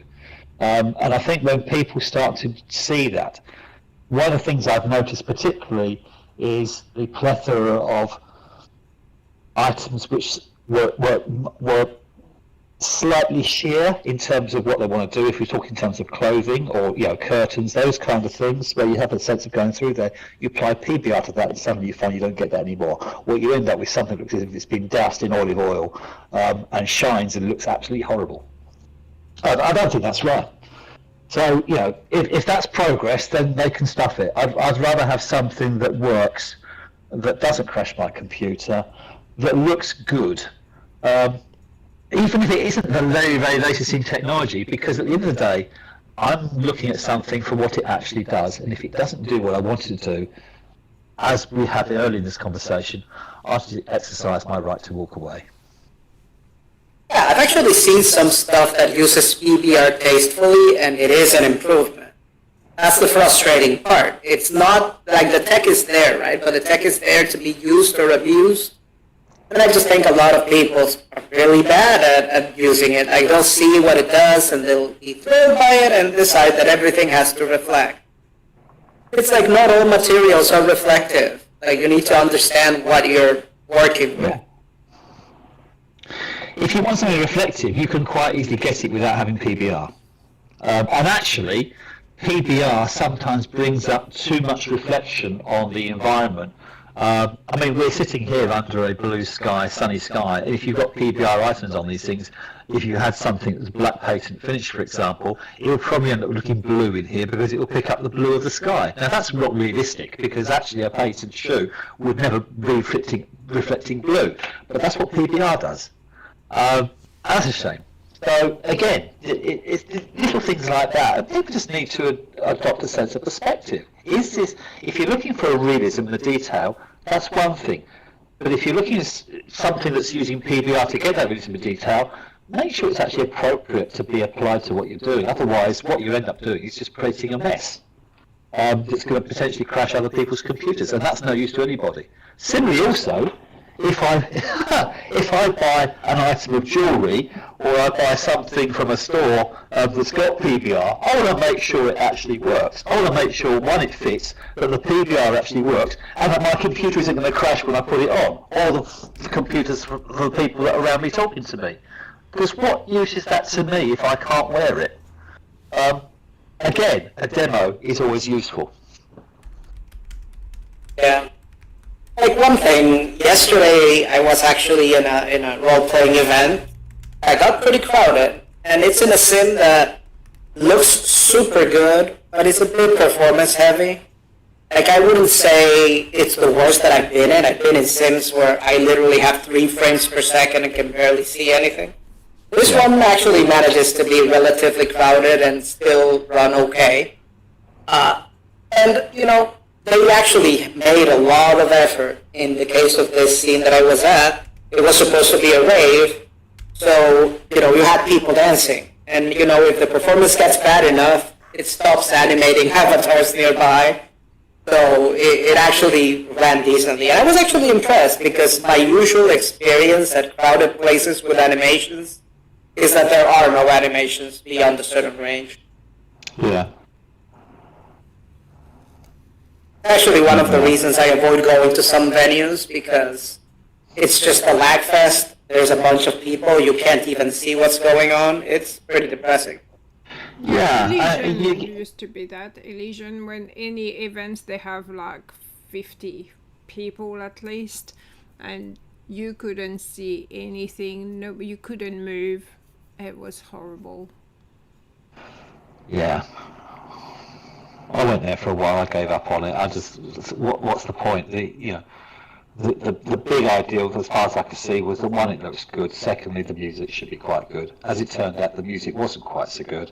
And eventually, when I started looking at what was actually out on there, I just looked and thought, okay, what they've actually done is they've priced this up to good for Elitist. So you've then got a group of people which are basically spending a lot of money to be in the whole place, and they don't want to leave it because they've spent so much money.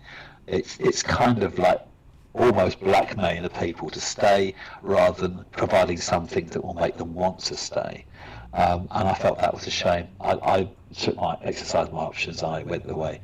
I've noticed in the chat that they've said that the recommended specification for a computer is something like a 4090 RTX or 4090 GTX, and that's what they say people should be running. I just had a quick run on Copilot on this to see what the actual recommendations are. How do And what you it actually check says, again what's your graphic card on Windows? well, just go on settings and you'll be able to look at the Settings. system and settings and you'll find it on there. The recommended specifications for a computer in second life are basically that you've got a modern multi-core CPU, good speed, like an Intel Core i5 or an AMD Ryzen 5. On RAM, at least 16 gigabyte as far as the RAM. On a GPU, a modern NVIDIA GPU with something like that with 8 gigabyte or more VRAM, because the textures need to have that graphics card. Get an SSD drive, a solid state drive as far as that was concerned, and a modern operating system. They're talking in terms of, well, here Copilot comes up with Windows 7 or later. Frankly, we'll forget that. Let's go on to Windows 11 because frankly they've already pulled the plug on Windows 10. So that's as far as that's coming. So Copilot's probably slightly Windows up to date 10. on these things. So Copilot's basically behind all those things, but that's what that's coming up with.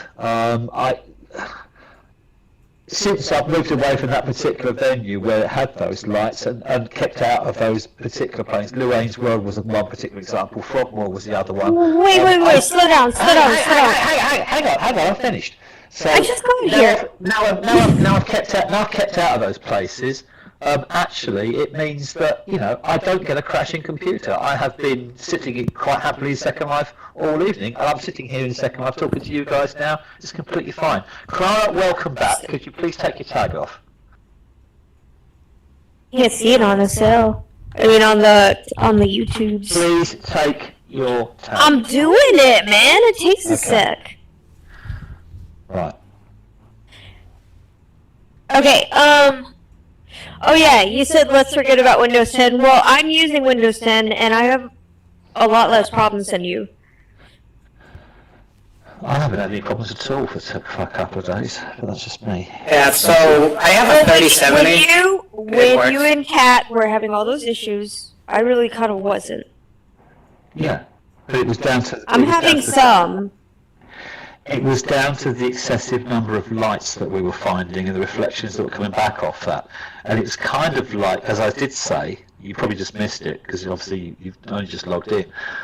There's an item in terms of service about griefing and trolling people with use of excessive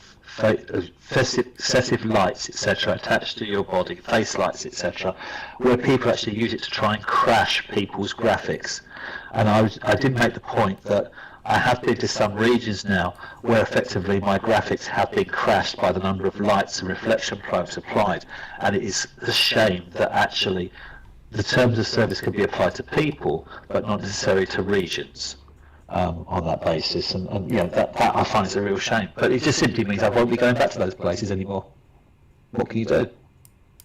I'm going back to Lindens world. Well, good for you. I can't go there. Yeah. You can go anywhere. I just tried to take you somewhere the other day that wasn't that bad, and it still crashed you. Yeah. It's down to the lighting that you've got behind it, and all of that. So yeah, I just stop it. Look at that lot! Wow. What? You're so sexy when you talk technical. What? Oh. Wow. God. Do people actually talk like that in the real world? It's just really crazy, isn't it? Wow. Real nerd fest going on here now. Look what I've got. I've got a bigger computer than you have, yeah. I've got a computer that just works. And it's been very happily ticking away. It's not competition. I'm just saying that my computer is behind yours, and it works a little better. Some people that work in a technical role in their real life worlds get really competitive over what the specification of their computers actually are. I've seen this before in conversations. It's quite funny, but yeah.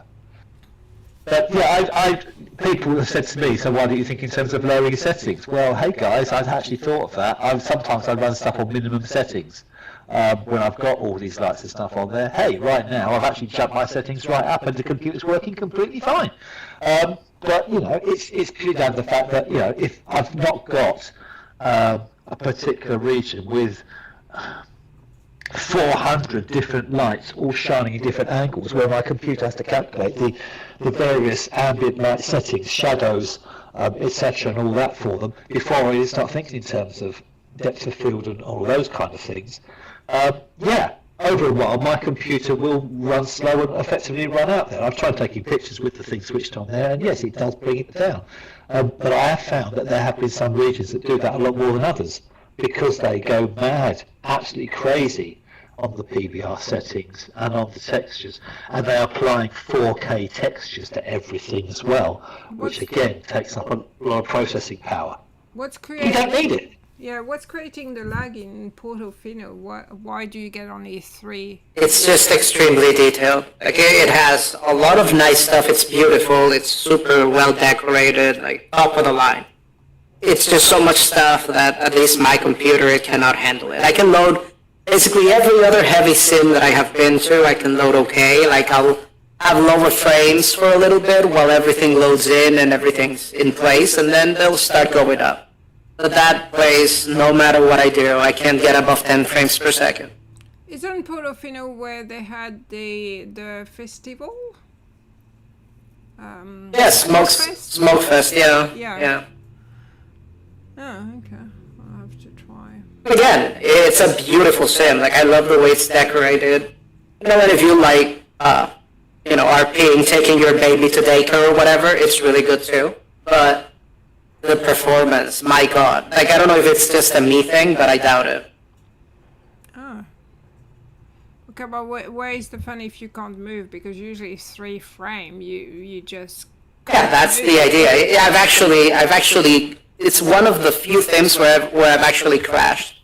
Like, I don't crash, generally. But that is the same where I have crashed twice, because I'll start walking, and then I see that stuff is being slowed to load, so I stop walking, and then my Like my avatar will walk for 30 seconds after I stop moving, and then I'll disconnect. And my firestorm just shuts down entirely. And then when I log back in, I'm like 30 seconds back from when I stopped walking. Like, it's that bad. That's not fun.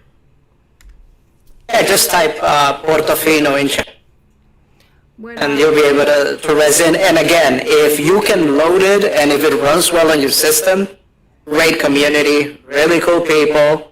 The role-playing is fun if you like slice of life RP. So, you know, before people start bitching at Pris because, oh my god, somebody on your podcast started talking trash about Portofino. I'm not talking trash about Portofino. I'm saying I can't run it. Yeah, you gotta be careful, okay? Because these people will put you on the burn book. They're role players, okay? I love role playing. I hate role players. You are the most drama-prone, problematic people ever. I'm probably going to end up just because I've made the mistake of talking about demos. It's going to be, Oh, trust me, if you think you have problems now, trash talk role players. Then you'll see what's coming. Oh yeah, that's a lot of fun. It's kind of like messing with the theater kids on steroids, because these are like theater kids that think that they have like a God complex, so they think they're like the best things in sliced bread. So massive egos, and then you have a bunch of PDFs on top of that. But let's not go there. It takes me back to a place I went about a year and a half ago. I actually went with Clara, and it was done like an old Victorian place, and it was great. I remember this. We went there, and they've got a bunch of guys turning up in like Victorian suits and stuff like that. And actually, I decided, you know what, rather than go along in the suit, I'll go along as a labourer. So I turned up in like the typical old tattered old waistcoat and stuff like the labourers from farmhands would actually wear, and it actually looked pretty damn accurate. It was plain and it was a little dirty, but it was accurate. Yes. Yeah. It was more accurate than the people running the sim. Well, this is the whole point. The sim owners messaged me and told me to get out because I wasn't wearing the Victorian suit and stuff, and that was the actual image that they had in mind. But they were just simply saying if you can try and wear some period costume, then that would work. They wanted 1890s. That was their specification, and here. I'm a little nerd for Victorian fashion. I don't know everything, but I know a lot. And, like, they were over there in, like, 1870s and 1850s and shit, and it's like, you cannot, force this very specific thing on people when you're not even doing it. Yeah. Like, why were they targeting him? It made no sense. Yeah, because I was a new person and I was wearing something slightly different from what they wanted me to wear. But actually, I was completely in period. I was completely appropriate. You were. It kind of just shows that role play can be different things to different people, even if you are basically sticking to the plot. It can also be not even what you described for your own role play. Well, the thing with roleplay is that I find it tends to mean different things for different people.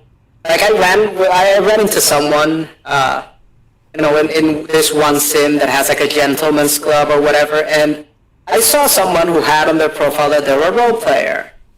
And to them, that just means that they are a dominant in their case, and they want to find submissives, and they act as a dominant. And that's what it means to them. Like, there is no character, there is no, like the entity that is the avatar is not separate from the person. So, to me, that isn't roleplay. But that's my definition. People here have very different definitions. They do. I mean, if I look at the word roleplay, what does it actually mean to me? To me, it means that someone is playing a role. In other words, it's not a real person that they're actually trying to be. They're trying to be someone that they're not, because they're playing a role. That's what role play actually is. That's what it is to me in any case. People have a slightly different, distorted point of view when you look at that. And then you get the people that say, I want everything to be truthful and I want all access to your real life, I want pictures of you and everything else, and I'm going to role play with you. You say, oh, hang on a minute, so you basically want everything about me, but you're going to play a role. That's very strange. But I've seen that quite a lot. and I feel that's a real shame.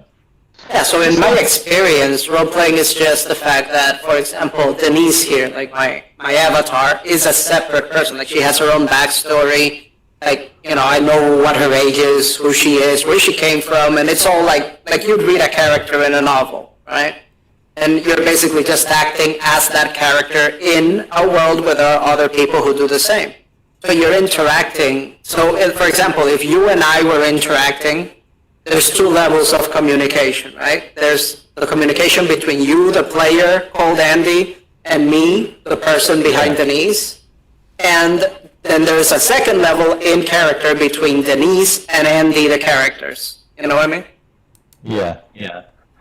I just don't do that stuff because I can never put myself. Yeah. I probably can, but I just don't bother putting myself in the character of somebody else that's made up. I just find it's more comfortable being me, and that's how I am. But there are a lot of people that think I shouldn't be me, or I can't be me, and I find that's a real shame. Who have you been encountering? It's just people around. They do that, and yeah. We've talked in terms of the number of friends I used to have. We've talked in terms of people who used to prejudge why I was in places and the sort of person I actually was.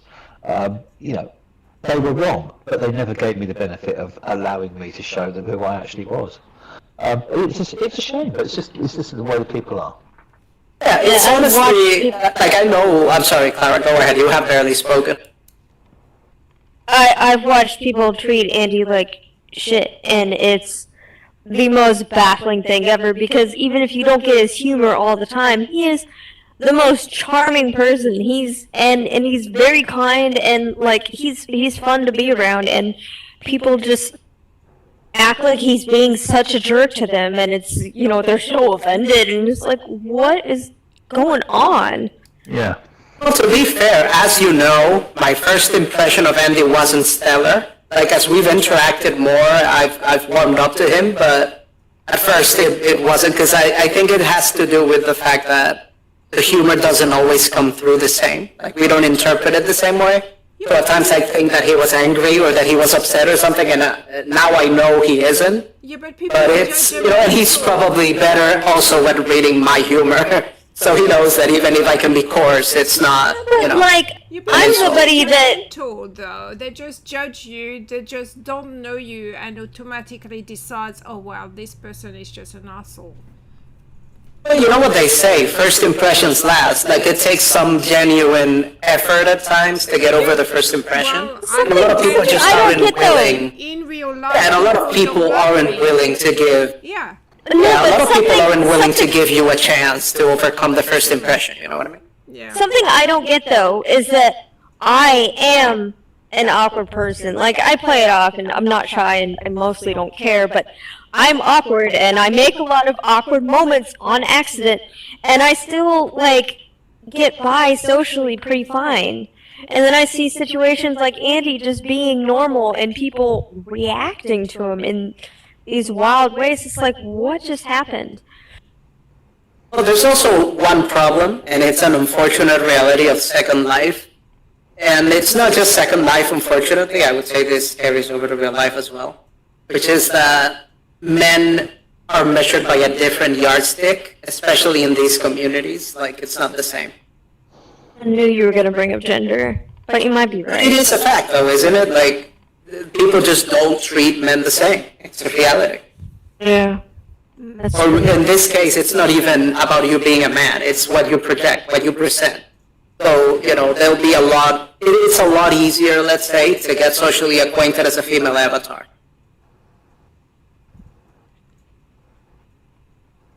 Yeah. Yeah, that's actually really true. Yeah, it is. And it's unfortunate, people should get the opportunity to, present themselves, but then again, a lot of people judge you from your profile. They don't even talk to you. Like, they'll get a glance at your profile and decide, okay, this person is worth my time or this person isn't worth my time. Yeah, but that depends on what's on your profile. If you've got a passive-aggressive profile. They're going to talk to you, and yes, you're going to be judged if your profile is passive aggressive. Andy's profile was not always like it is now, if that's what you're referring to. Yeah, I don't know my friend's profile, so I don't know. You can look at my profile, Zendaya's in it. She's an What? You mean you haven't seen my nudes? my profile. You have names on your profile? Oh my gosh. What, Andy? My profile gravitated from being depressed and rather desolated at the sort of way that some people's attitudes were in Second Life, to the fact that I'll just go away and leave me alone. To the point at which I eventually I went and just did what a lot of people in Second Life had done and completely wiped my profile clean. At which point I was then told that no one would trust me at all because I had an empty profile. So I eventually thought, well, what the hell? So I've now got a rather jokey one. And it kind of is. And I just thought, well, okay, fine. At the end of the day, you guys can at least... It's jokey, but it comes off antisocial. People don't know that you're joking. Yeah, but also Yeah, that's one of the things I meant. Like, when I saw your profile, Andy, I thought you would kick me if I tried to talk to you. Like, real talk.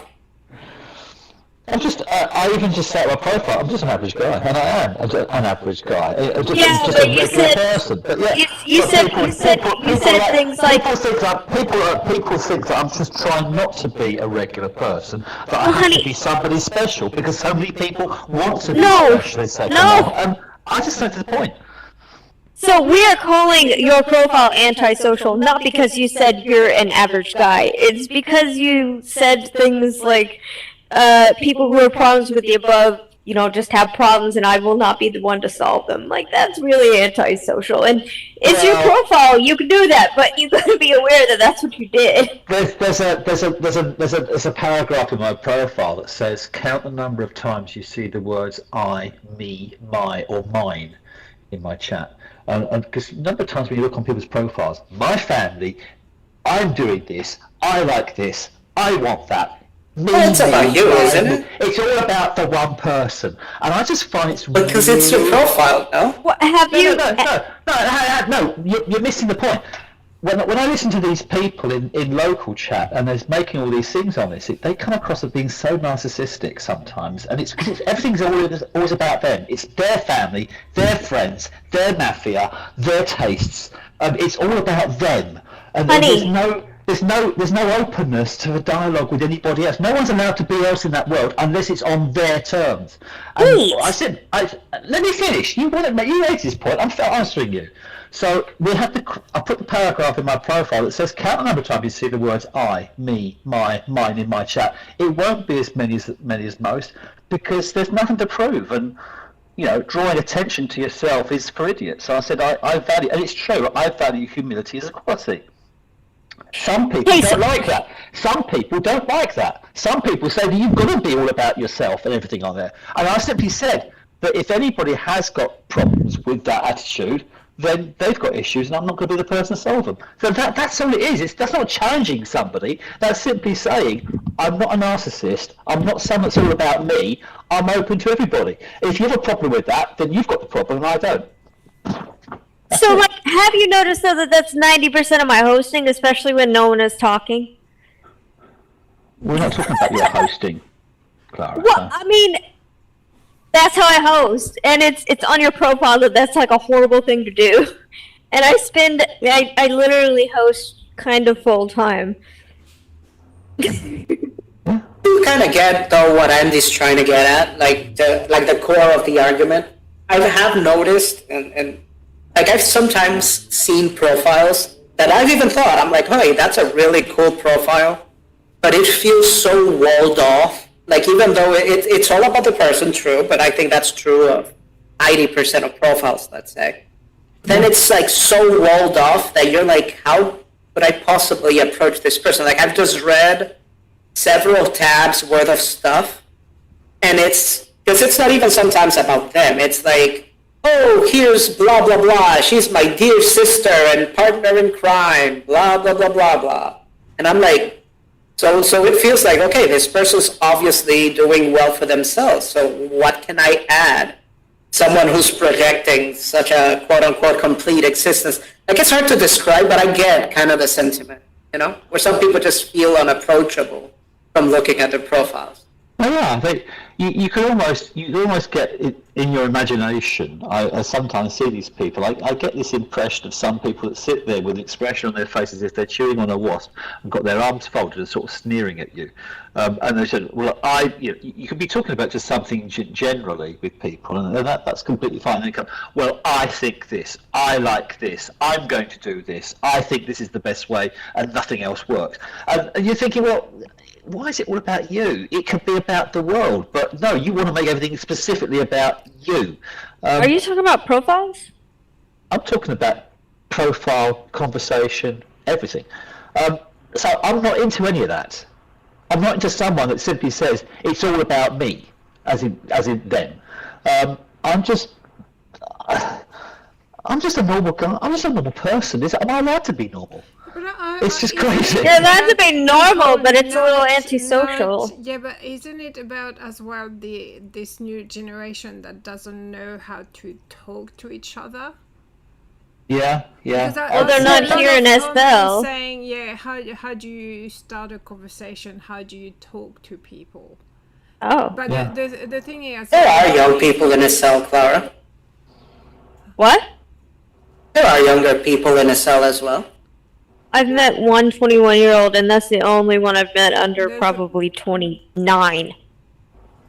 I've met a couple of people in their early 20s, but yeah, I usually don't end up connecting them. No, I've met a few people who say that they are that age, but it just doesn't add up because Honestly, you can tell. You can tell. And you can tell because there's a social skill issue there. But their Abby has been on for 8 years, and they say they're 22, and it's well, that's not even possible. Yes, some people did started on Second Life. They were underage, and be on Second Life had an account. I've talked to. And either way, I have actually met people, and I do believe them that they're that age, because you can tell because there's some social skill issues there. Where they feel disconnected, easily distracted.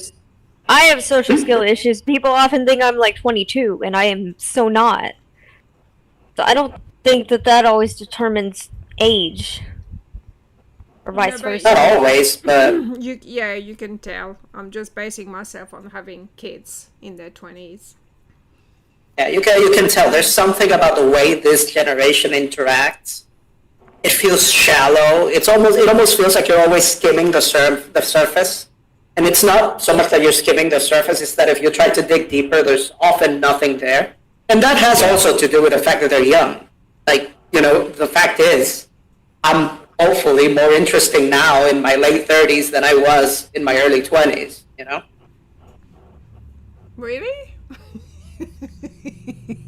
Yeah, I mean, at least in terms of conversation, yeah. So what have you been doing in the last 10 years, Denise?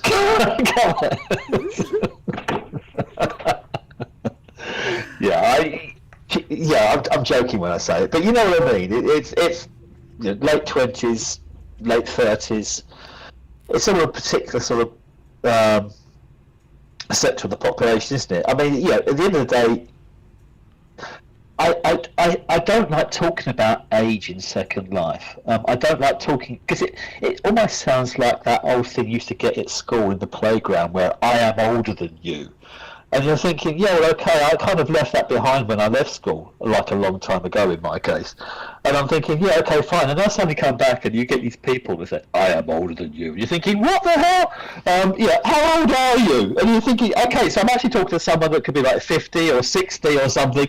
And they're acting like a 12-year-old in the school playground. And I'm thinking, this doesn't really rest right with me. I do encounter that sometimes. There was one girl that was really nasty about it. You're young, you don't know yet. It's like, girl, you don't know my age. Yeah. I'm not that young. Oh, and I get you. Menopausal. I'm obviously generalizing, but I do think there have been people that I have spoken to where I don't know their age, but just from listening to them, I know they're a certain age. Yeah, but everyone gets my age wrong.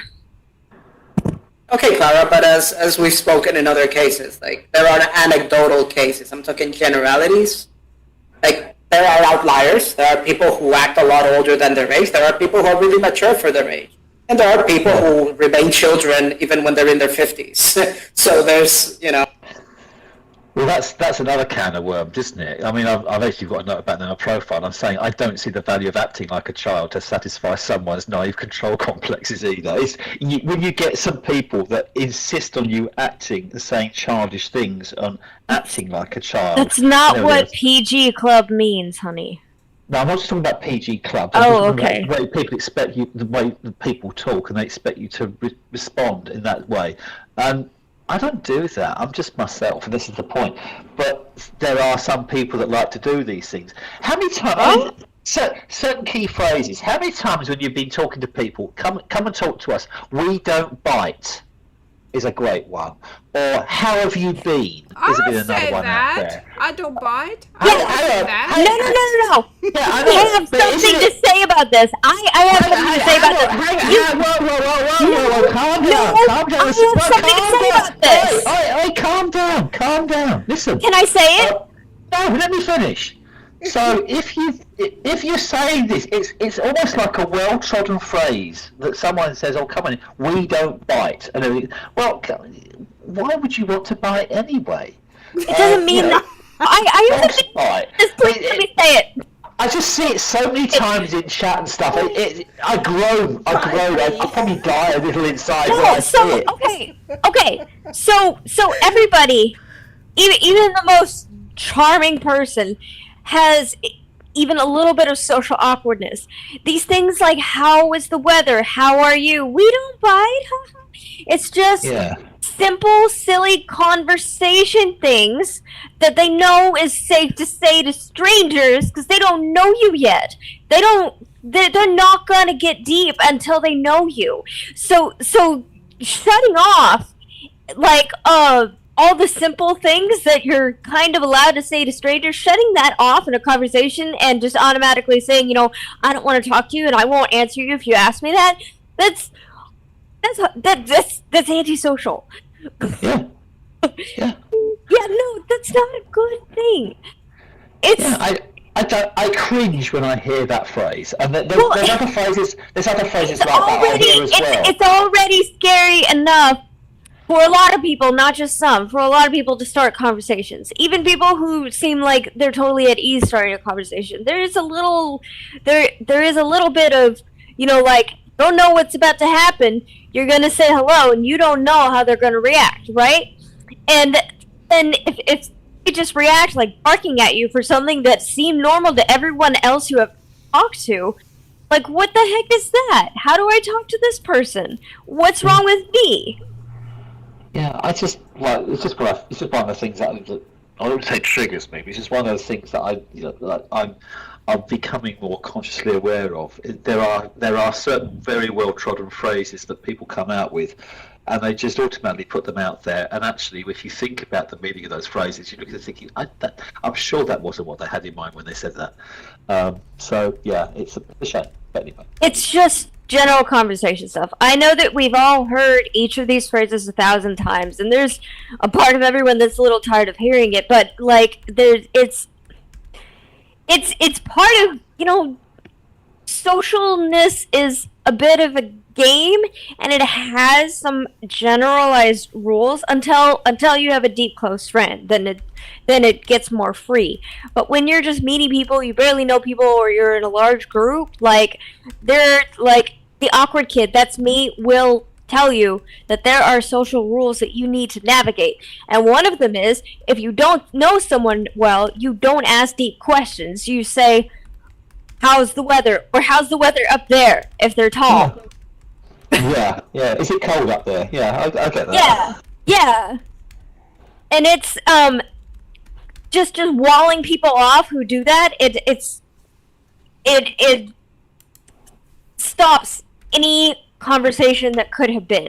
And many of those people might have already been nervous and might now be thinking, what's wrong with me? Did I say that wrong? Did I say something wrong?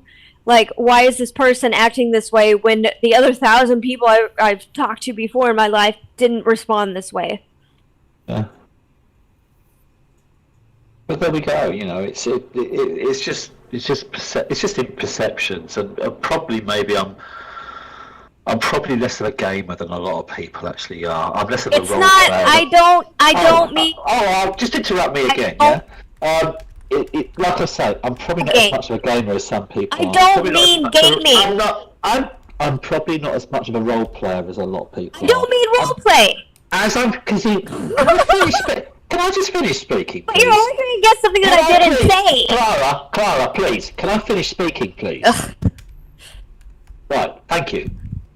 But like I'm saying, I'm not one of those kind of guys. I'm just an ordinary person. You know, and I just talk to people on the level, but there's always an assumption that I'm not. And I find that's a shame. No, I'm not talking about gamers or role-playing. I'm talking about general social rules. When you grow up with severe ADHD that borders on autism, you have to learn these rules, or else everyone looks at you like you're crazy and you have no friends. Like, these rules are real.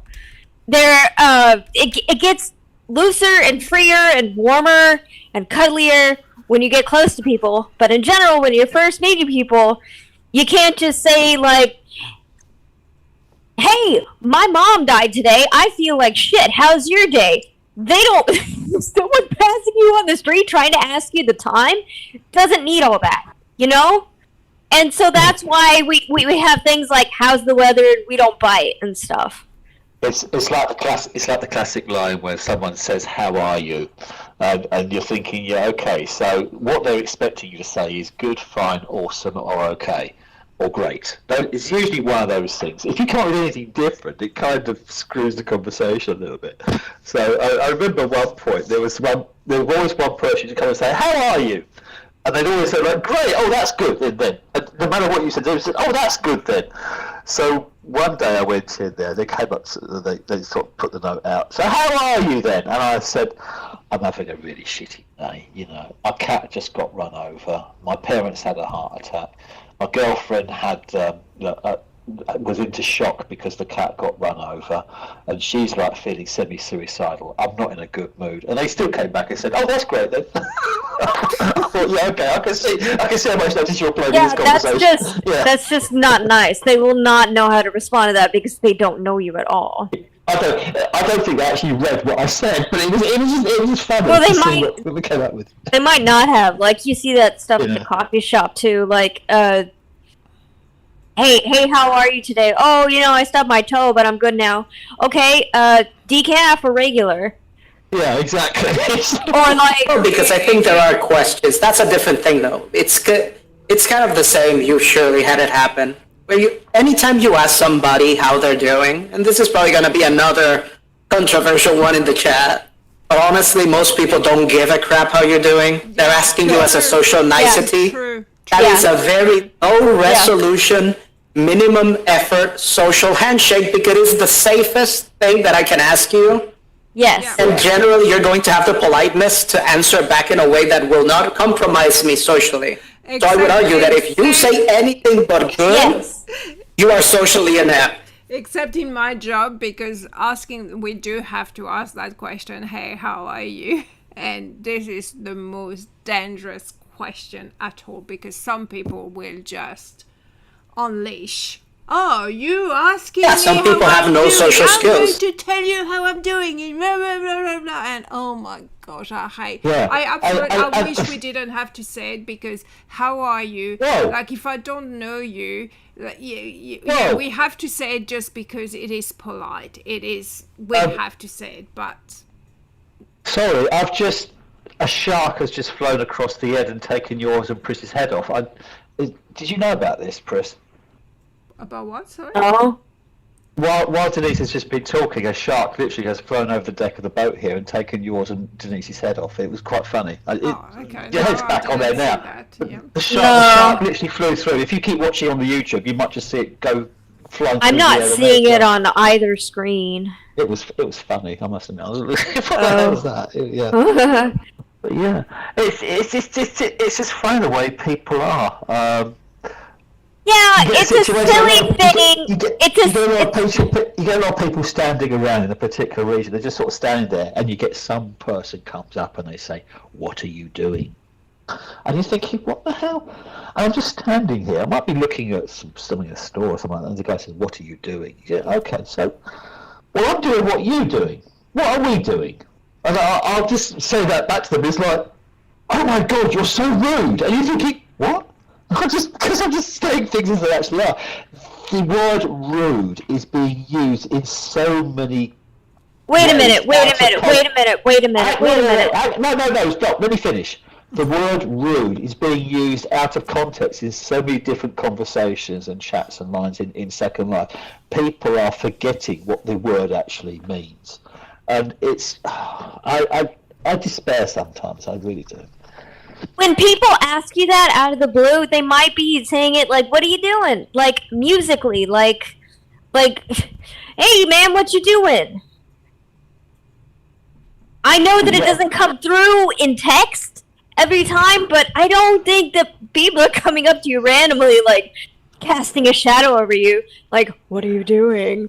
Well, they do though. It's a funny thing. I So, yeah, don't think so. Yeah, it's usually I think- small stuff. It's small talk, Yeah. Andy. Like, Yeah. I know. like I might I ask don't you, think like, so, yeah. I've been guilty of it. I'm like, hey, what are you up to? Like, I've done it to Pris sometimes. I'll be like, hey, what are you up to? And then I get her do Yeah. not disturb, go away message. And then she might not She's respond at channeling all her- because this is Pris we're talking about, of course.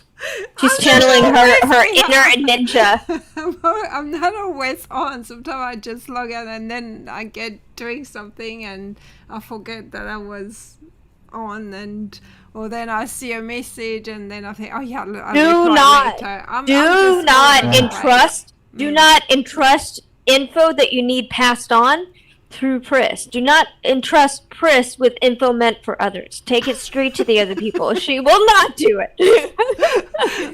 I just forget. Like sometimes I remember. I say, "Oh my gosh!" I was supposed to reply like 5 days ago, and I'm just like, "Oh gosh, yeah."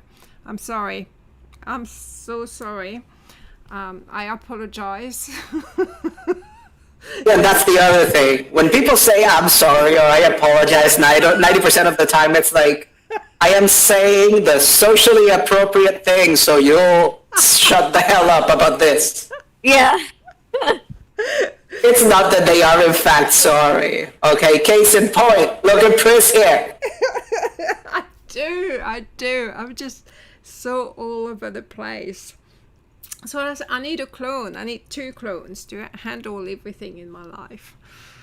I'll try my best. Yeah, you That's wanted easy. to make Just AI train an music. AI, Pris. There's- No. Yeah, just train an AI. Maybe you mean today that. after I get my medication, I'll be able to function God. better. Maybe. This one won't, you they wanted won't take to- away your phone. Pris, You're gonna you actually wanted be to- able to text while high. But yeah, in saying that, Never I mind. do have to go though. So we need to Yeah. end the It's live stream. it's come to that time, hasn't it? I mean, yes. Admittedly, it's 20 to 3 in the morning my time. So yes, I'm just. Oh, I wanted to say something though. Oh, go Yeah, on, yeah. go and say it. I wanted to ask you something too, Pris, after Denise. Okay, go, Oh. go, Denise. No, I'm done. Just go ahead, Clara. What? You said you Go wanted ahead, to Clara. say something, Denise. Come on. Now I want to know. Chris, No, I said Clara was going to say something. Oh, okay. It's Sunday morning, Chris's time. She's probably got to go to church. So come on, hurry up. So she can- Yes, you're right. You're right. There we Okay, go. There we go. You see? Yeah. Chris, Yes. I watched your video about it's real money, not Monopoly money, right? I watched it. You said you spent $80 on something. What the heck did you spend $80 on all at once? No, I didn't spend $80. I uploaded $80. I bought $80 of Lindens. Oh, okay. So I thought you meant you spent it all at once. I was like, what in the Yeah. world? Well, Besides, that's Australian dollars. That's like $4. 80 lindens What? is about 10,000 lindens, and yes, sometimes I will spend that. Like that's what I'm saying. I don't care. I don't mind spending the money, but I want to be able to buy real, something that works for me. That's all. Okay. No, I totally misunderstood. Sorry. Yeah, because $80 is a few hours of work. I have worked to earn that money. $80 is a week of work for me in There we Australian money when you convert it and blah blah blah. Yeah, it's a So, lot of money. Yeah, we can. On that I can bombshell. easily burn 10,000 linden in one day. Definitely. I thought you were at minimum wage. Oh wait, y'all's minimum wage makes sense. Ours is Yeah. $7.50. I'm still on minimum wage, but Yeah, no, ours is in the dirt. I don't think it's been changed in decades actually. Yeah. I still yeah. And on that bombshell, bearing in mind it is Remembrance Sunday, and Pris. What is probably that? gonna... Oh please! I don't know what it is. What? Sorry. I said Remembrance bear in mind- Sunday? Remember, it's just Remembrance Sunday. It's probably coming up for 11 o'clock Pris's time. She's probably got something to do. What is Remembrance That's why I Sunday? need to end. I just Pris's gonna go remember. All right, to remember past love and interact with dead relatives. Yeah. Anyway, I'm jokingly saying about Remembrance Sunday, but it is Remembrance Sunday, and actually, yes, at 11 o'clock this morning, or later this morning, my time, yes, the world is going to stop. Although it's not the 11th of November yet. It's the 11th hour of the 11th minute, the 11th hour. No, I think minimum so wage in the- Australia is about 22 What the or heck? $23. I have never made that much in my life. My ex, who spent hundreds and thousands on his insurance and asthma medication, did not make that much. Yeah. And on that bombshell, Pris does want to round this thing off, and I think it's probably, yes, Denise is probably right. It's time for us all to Yes. move to Australia. Let's move. So, Come up to me. so Let's yeah, go, on that baby! bombshell, Let's go! Let's all not forget, Pris is gradually building this thing up, but she does need a hand from everybody. So if you've enjoyed listening to us shouting, screaming at each other, and just blindly trying to put the world to rights, yeah, please like and subscribe. We've got this thing. I reckon we should all tip at least $100 US. Yes, $100. Anything less than that is an insult, and your girlfriend is broke. Wait, is that what it was? What was it again? As It was all dumb. As I was saying, like and subscribe to the channel. Tell your friends, point them onto the channel too. The more people we can get to talk to each other here, to laugh, to joke, to discuss these various things, I think the more interesting it can all be. So yeah, Yes, Denise, subscribe to Pris's OnlyFans. Have a great day, everybody, doing whatever you're doing, and we'll see you all next time. Thank you very much, everybody, and we'll see you next time. Bye. Bye. Bye. Okay.